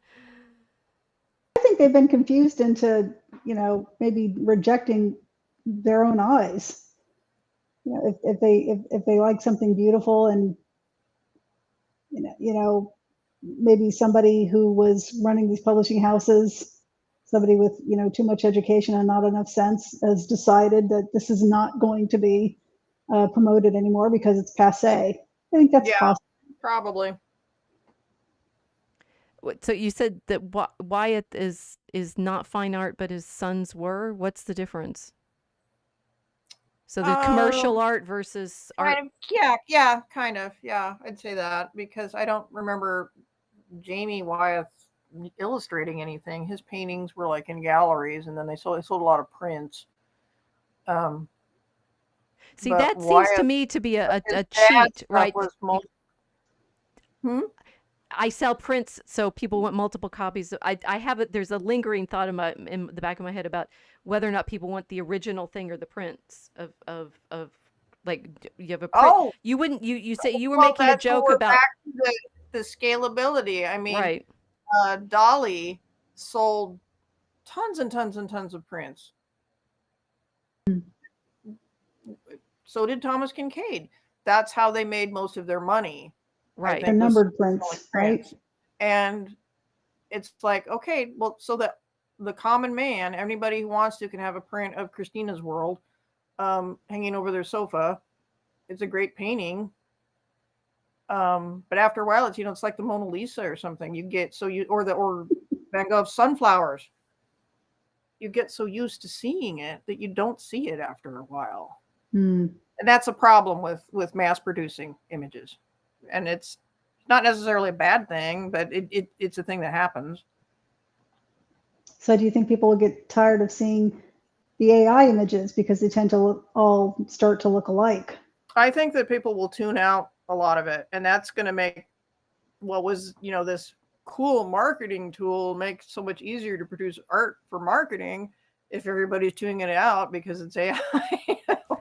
You're kind of stuck back to square one, trying to get people's attention. Yeah, or maybe you can say, hey, this is a real live artist, and that'll become something very special again. Yeah, and that's what I was saying earlier about people. There's going to be some people who want to make more of a connection with a real artist. We have another example of parishes, right? Paris, Maxfield Parrish. Yes. More. I mean, you could I've always enjoyed his images, but you could say they're overly pretty. And the Thomas Kincaid of his day. Yes, exactly. I do these. She's rough. No, I mean, it's like she's a craftswoman. But that's the thing. It's like he was an amazing craftsperson. He took it very seriously, and yes, there's the images are so beautiful. They're so inspiring and uplifting, and the one, the ecstasy of the girl on the rock, that's just like a light bulb ad. It's a light bulb ad. It's really an ad. Yeah. Yeah, he did advertising illustrations, right? I never knew that. I thought they were in calendars. No, because that's where I've seen them. Well, they are now. I think that they would then be collected into calendars afterwards or something. But that was like the Edison lamp company. He did a lot for them. That was they were very popular. This is an ad. This is the girl on the rock. And you're saying that's an ad. Yeah. I really always thought they were fine art. Well, that's because they're very good. Here's the one with the girl lying down and the boy leaning over her. Is that an ad too? That is, I think it's a mural in maybe a hotel or something somewhere in a lobby. Yeah. Wow.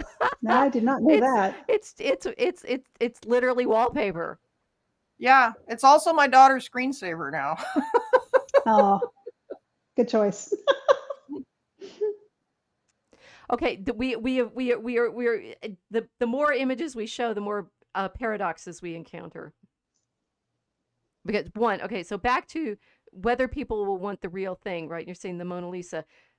Bucklow makes this brilliant point that so you have the paintings that were made with the particular material pigments back in the past, and the only way people could see them was if they saw the actual thing, right? So these are like these late medieval devotional images. They'd be intensely private, very, very expensive, because you need the actual material cost of the pigments plus the craftsmanship of the person who made it, and you own that image.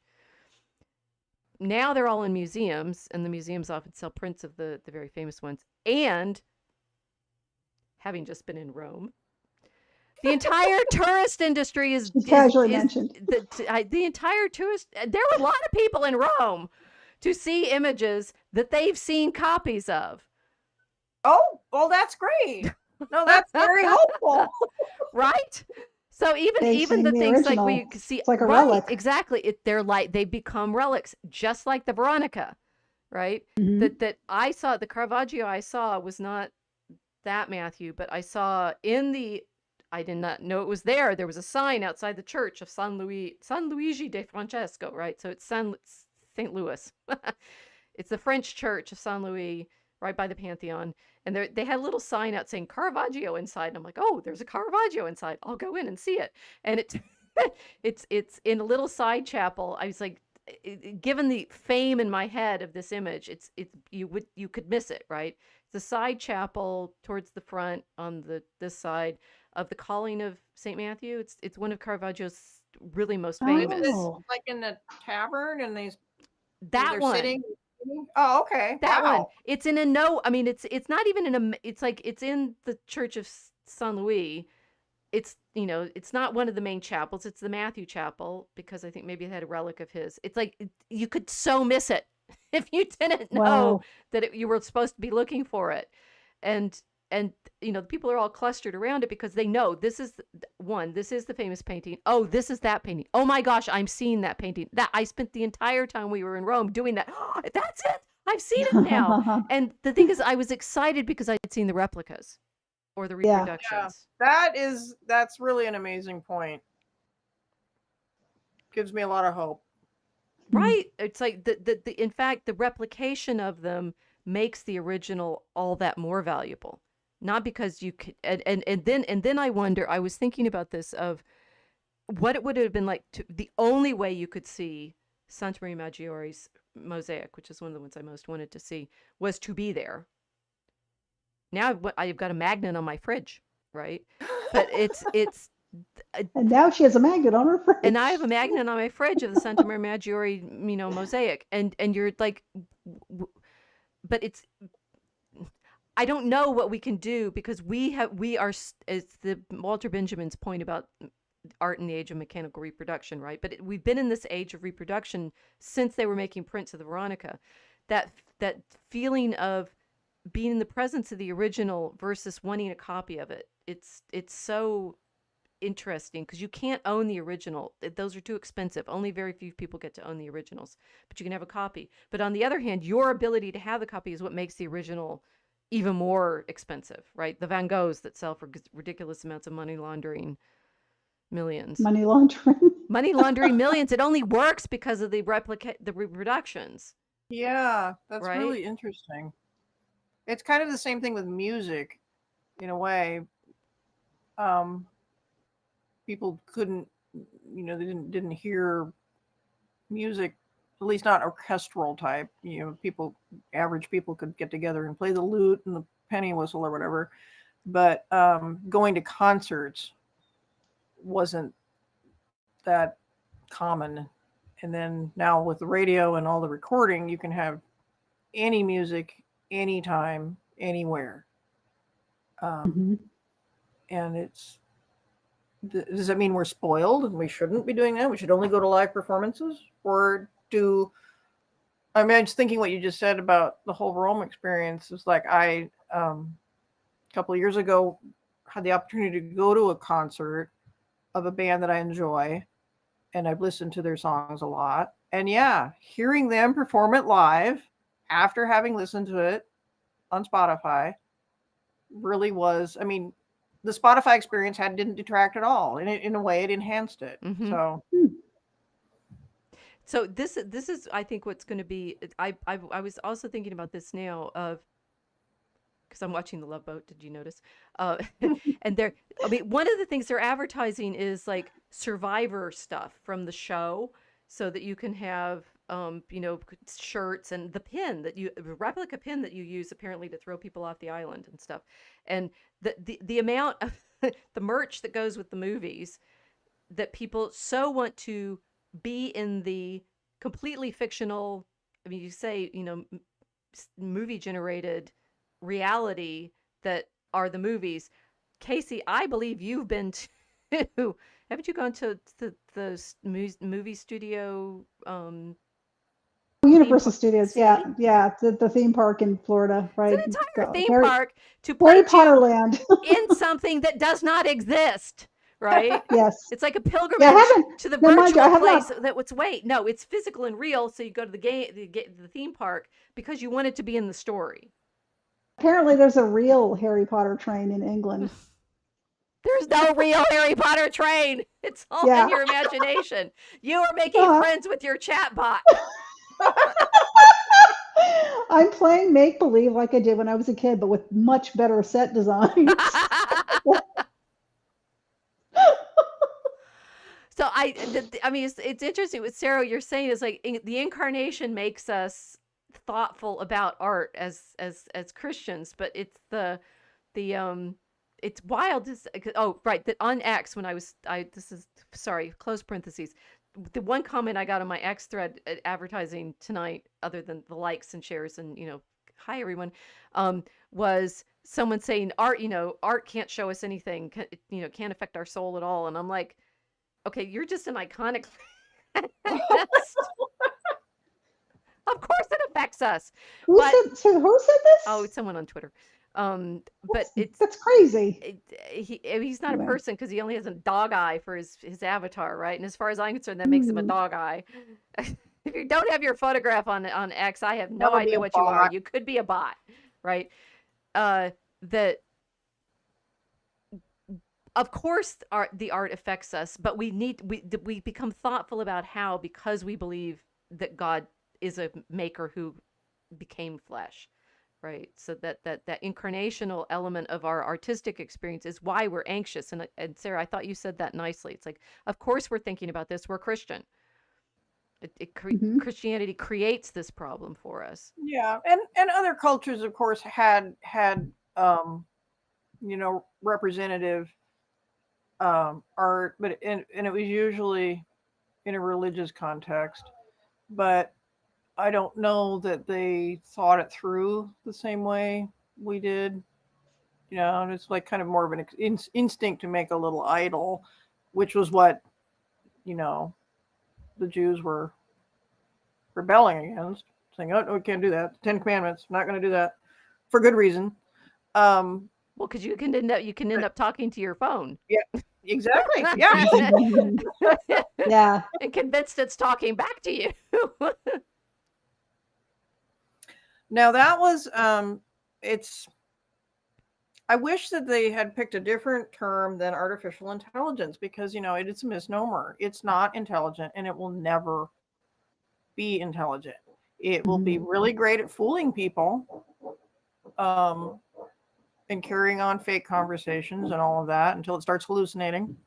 But this book by Father Stanley Jackie was one that when I grew up, watching the science fiction movies and stuff from the 80s and thinking, oh yeah, it's only a matter of time before we have, robots are going to be ensouled or whatever, because if they get smart enough.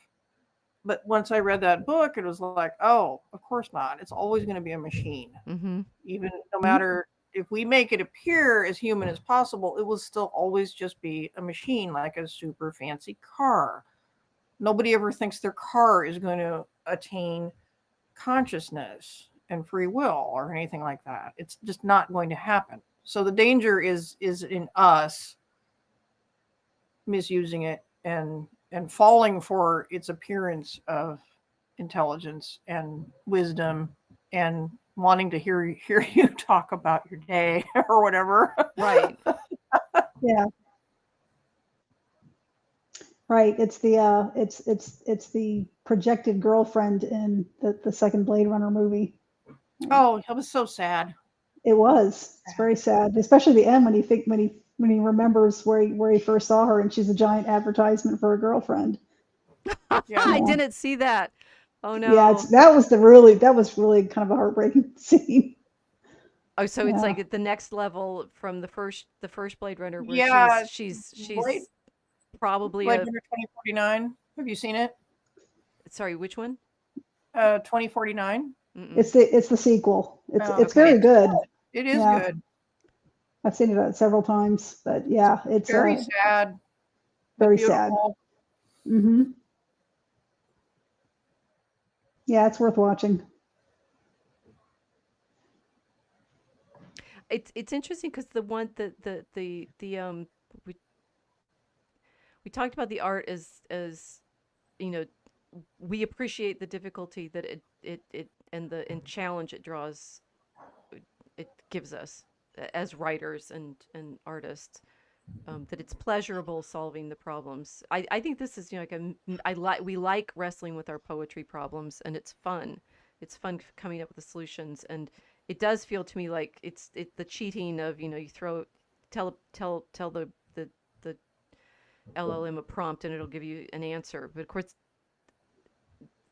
the pleasure of the making comes from the solution, feeling of the sense of aha, right? I figured this out. I came up with this solution, and that the things that people are worrying about psychically or emotionally with the girlfriends is that they'll be frictionless, right? So the bot always agrees with you and tells you you're wonderful. Yeah. And so in that sense, they're sort of narcotic, opiate. Yeah. Yes, it's a sedative for modern life and stress. I found it ironic that the owner of X, who's always going on about low birth rates, would think that the solution to that would be to get people hooked to non-existent partners. Oh, yikes. I do feel like these guys are not thinking this stuff through very well at all. I don't think they are. I think that transhumanist religion is very much a hodgepodge of weird vibes and things. I don't know. A hodgepodge of weird vibes. That's quotable. Well, I mean, if it's not demonic, it's with people who are not that comfortable with other people, and so they're making toys that talk to them. Oh, Pygmalion. We're back to Pygmalion. Yes. Always. The more things change, huh? Well, so here we are. It's Sarah gave us some covers to think about other kinds of images. Poul Anderson's The Horn of Time, or here, which dystopia are we in? Iron Maiden, Run to the Hills, or Lim Solaris. What was your idea with these? And The Shadow of the Torturer. Good grief! We'll stop there. That cover just amazes me, because why the artist, who I can't find the credit for, why he put that upholstery on the inside of the cloak, I don't get it, but it just really weird. I included these because at least in the circles that I'm in on X, the creators that I follow, the AI creators, seem to be playing off of the era of those kinds of images, and so you see a lot of really fun, cool science fiction-y things, like I was saying earlier about the Gene Wolfe style imagery, and so to me there's a lot of appeal in that. So maybe there's a nostalgia in there. It's like, because I love those really neat covers, and they're like, oh, we're just playing off that and taking it. Where can we go with that? And I just think that's cool. And it also shows that you can probably use it to make covers. Yes, which is what a lot of writers are doing. And we talked about that in Rachel's chat too. That when you're just starting out and you're trying to promote your work and you're writing, and you don't have money to hire an artist. Even if you've been in it for a while, you probably aren't going to have money to pay a really good artist. So yeah, true. Yeah, because I mean, good artists are worth every penny. They're good at what they do, but not everybody has the luxury to pay them, even if they might want to. And there's a writer, VA Boston, in Rachel's chat. She said she would love to hire an artist. But there's no money to do that, and so this is a solution for those situations. Yeah, it's not because they're rejecting artists or the work that goes into it. They understand the work that goes into it. They understand it's worth the expensive payments, but they just don't have it. Yeah, and it's not fair to ask artists to work for less than what they're worth. It's just not. Yeah, exactly. And that's it's also not fair to tell writers, oh, you have to hire an artist. Right. It's like, you don't want some sort of a purity patrol running around and knocking on your door and saying you have to hire this artist, or you have to buy this book. Street goes both ways. Yeah. Well, so this we've come to the end of our time, and we're in the middle of our conversation. We'll have to have you back. But That was really fun. the thing that I'm thinking of is the one that great art takes teams of people.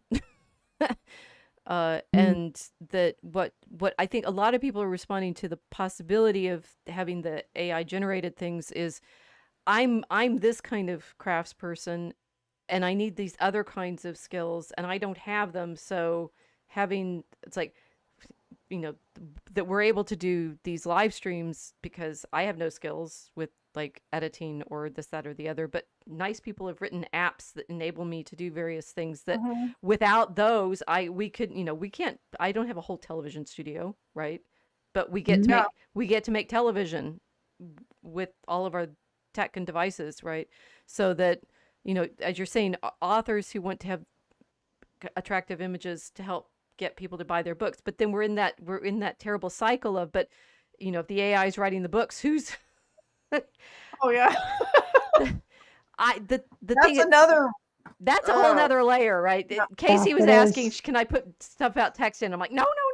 We're just doing visual tonight.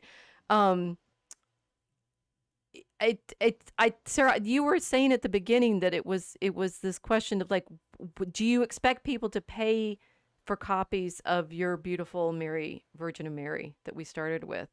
And what would that mean? You were making a joke of whether or not to print it out on canvas would seem strange, but that's the same kind of desire as having like Universal Studios make Harry Potter world, right? It's like we want these things to become incarnate, which is an interesting level of people's engagement. Having them simply live in the screens doesn't seem completely satisfying. No, I think you're right, and I think part of my problem is that I grew up drawing and making my own stuff all the time, so I don't value it as much. Or it's like, oh, well, I can do that. I don't need to buy it, whatever. So my perspective is skewed.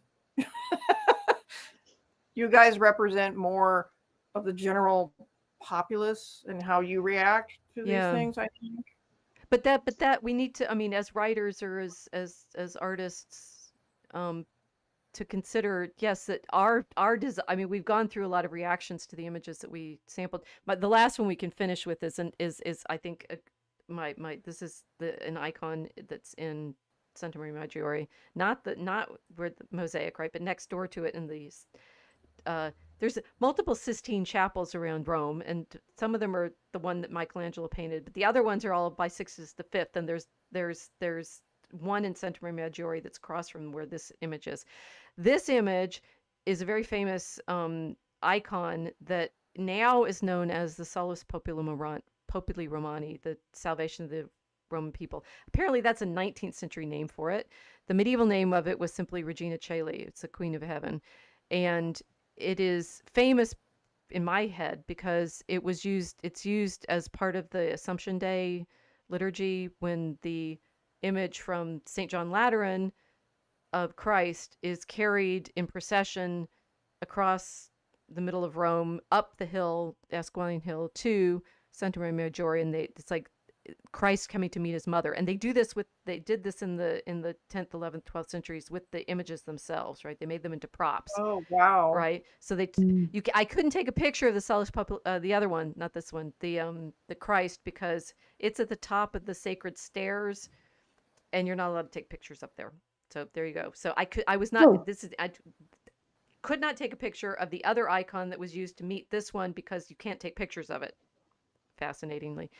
This image is believed both to have been painted by St. Luke and to have not been painted at all, right? It's another of the, Acheiropita, the not painted with human hands, right?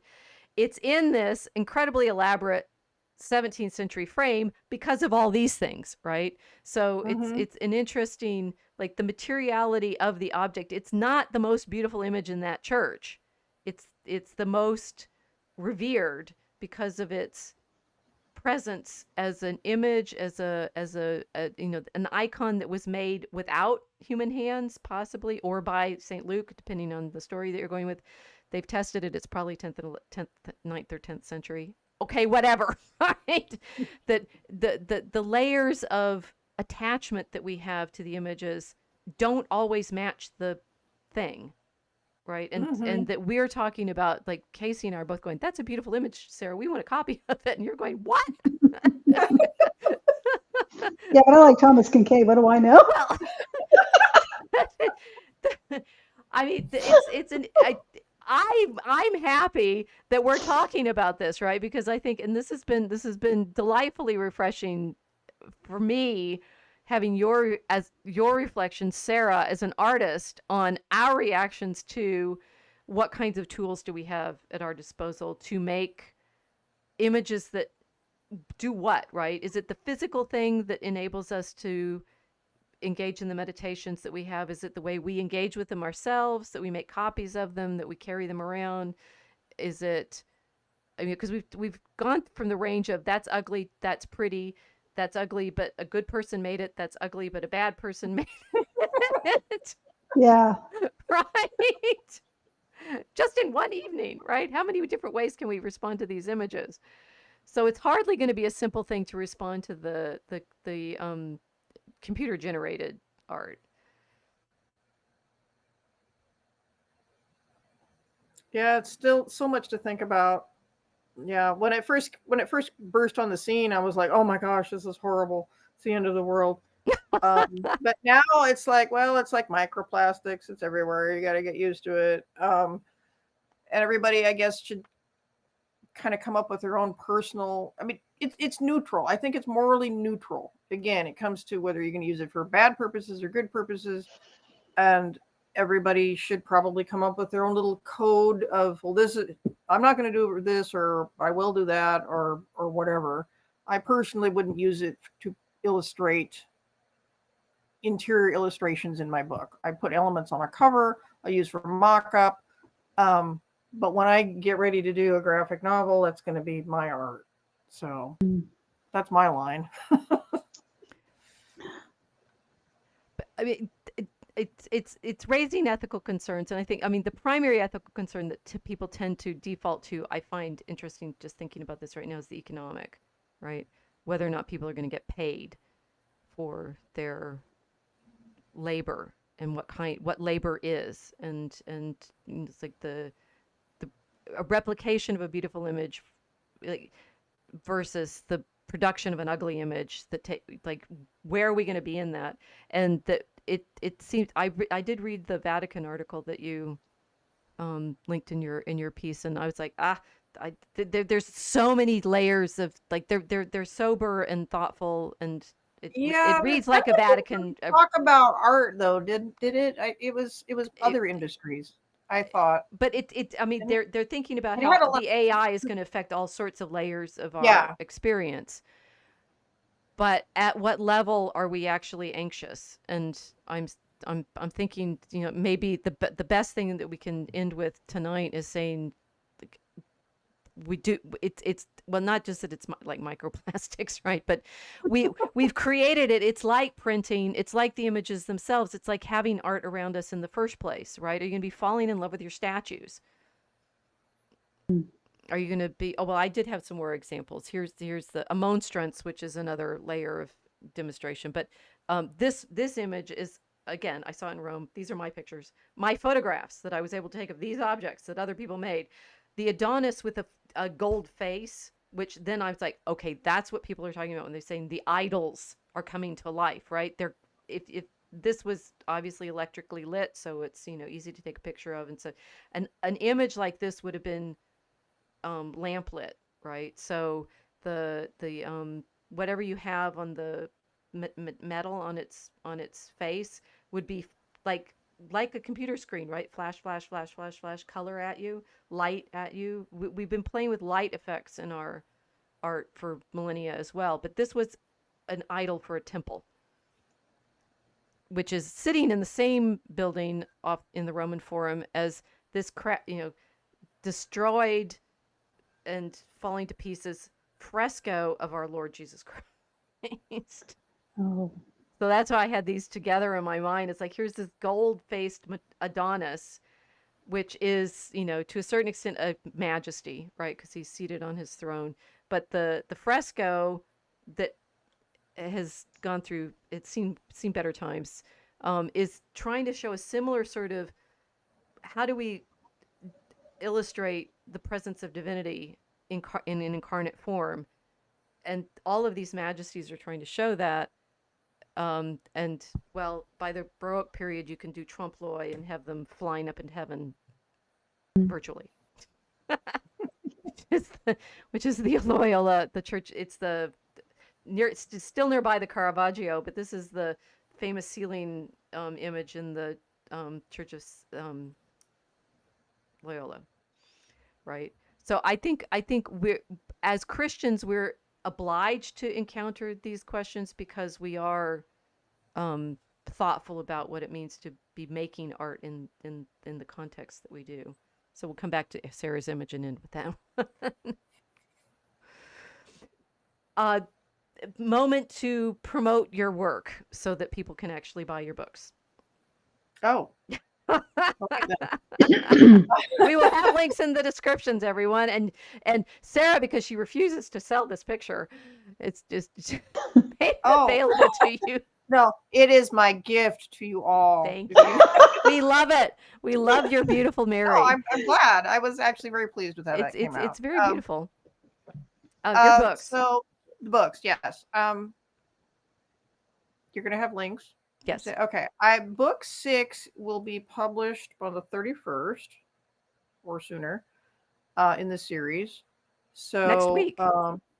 Yeah. Woohoo! Perfect timing. And, on that cover, and I'll show you the cover. I don't have my proof copy yet, but I do have this.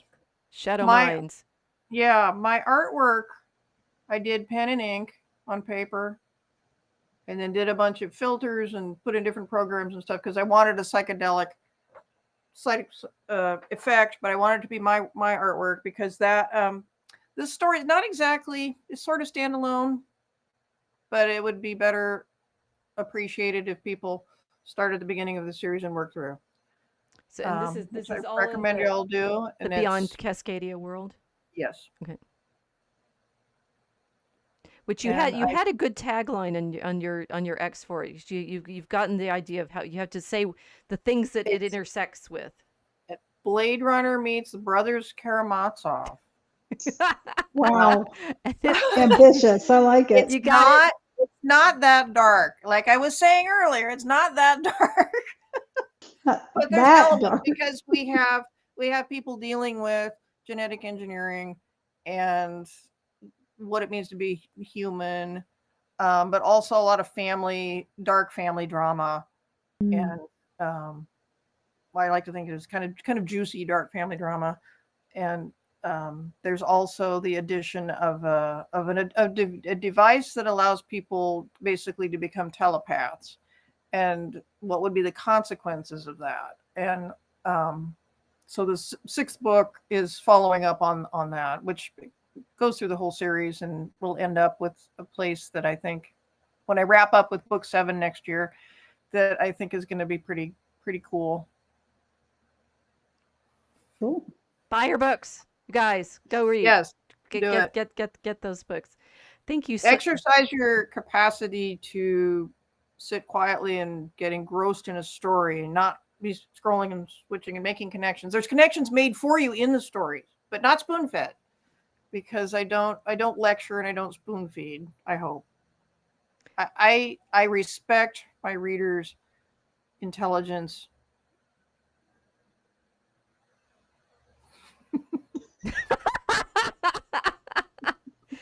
Oh, what do people want challenge? Do people want challenge? Well, you can tell from the things that Sarah comes out with every so often, and then suddenly the theological insight. So Dostoevsky, watch out. She's she's on the path. So I thank you so much for joining us. Thank you for sharing your meditation on the art with us, because truly it's I've been in a black place, and you've helped me. Oh, good. I'm glad I could help. And I really enjoyed this. It's been a blast. Thank you for joining us. We'll see you at BaseCon next month. Yes. And guys, you got to follow, because we're going to be on. Are you on panels? Does Rob put you on? Which panels do we know? I what don't panels know we're on yet. Yeah. I mean, I We'll might be just there. be sitting there giving people their name tags. I don't know what I'm going to do. Excellent. Well, we will meet in person, because the pilgrimage must happen, and to the actual physical conversation. Yes. Excellent. Thanks. All right. Good night, everyone. Good night.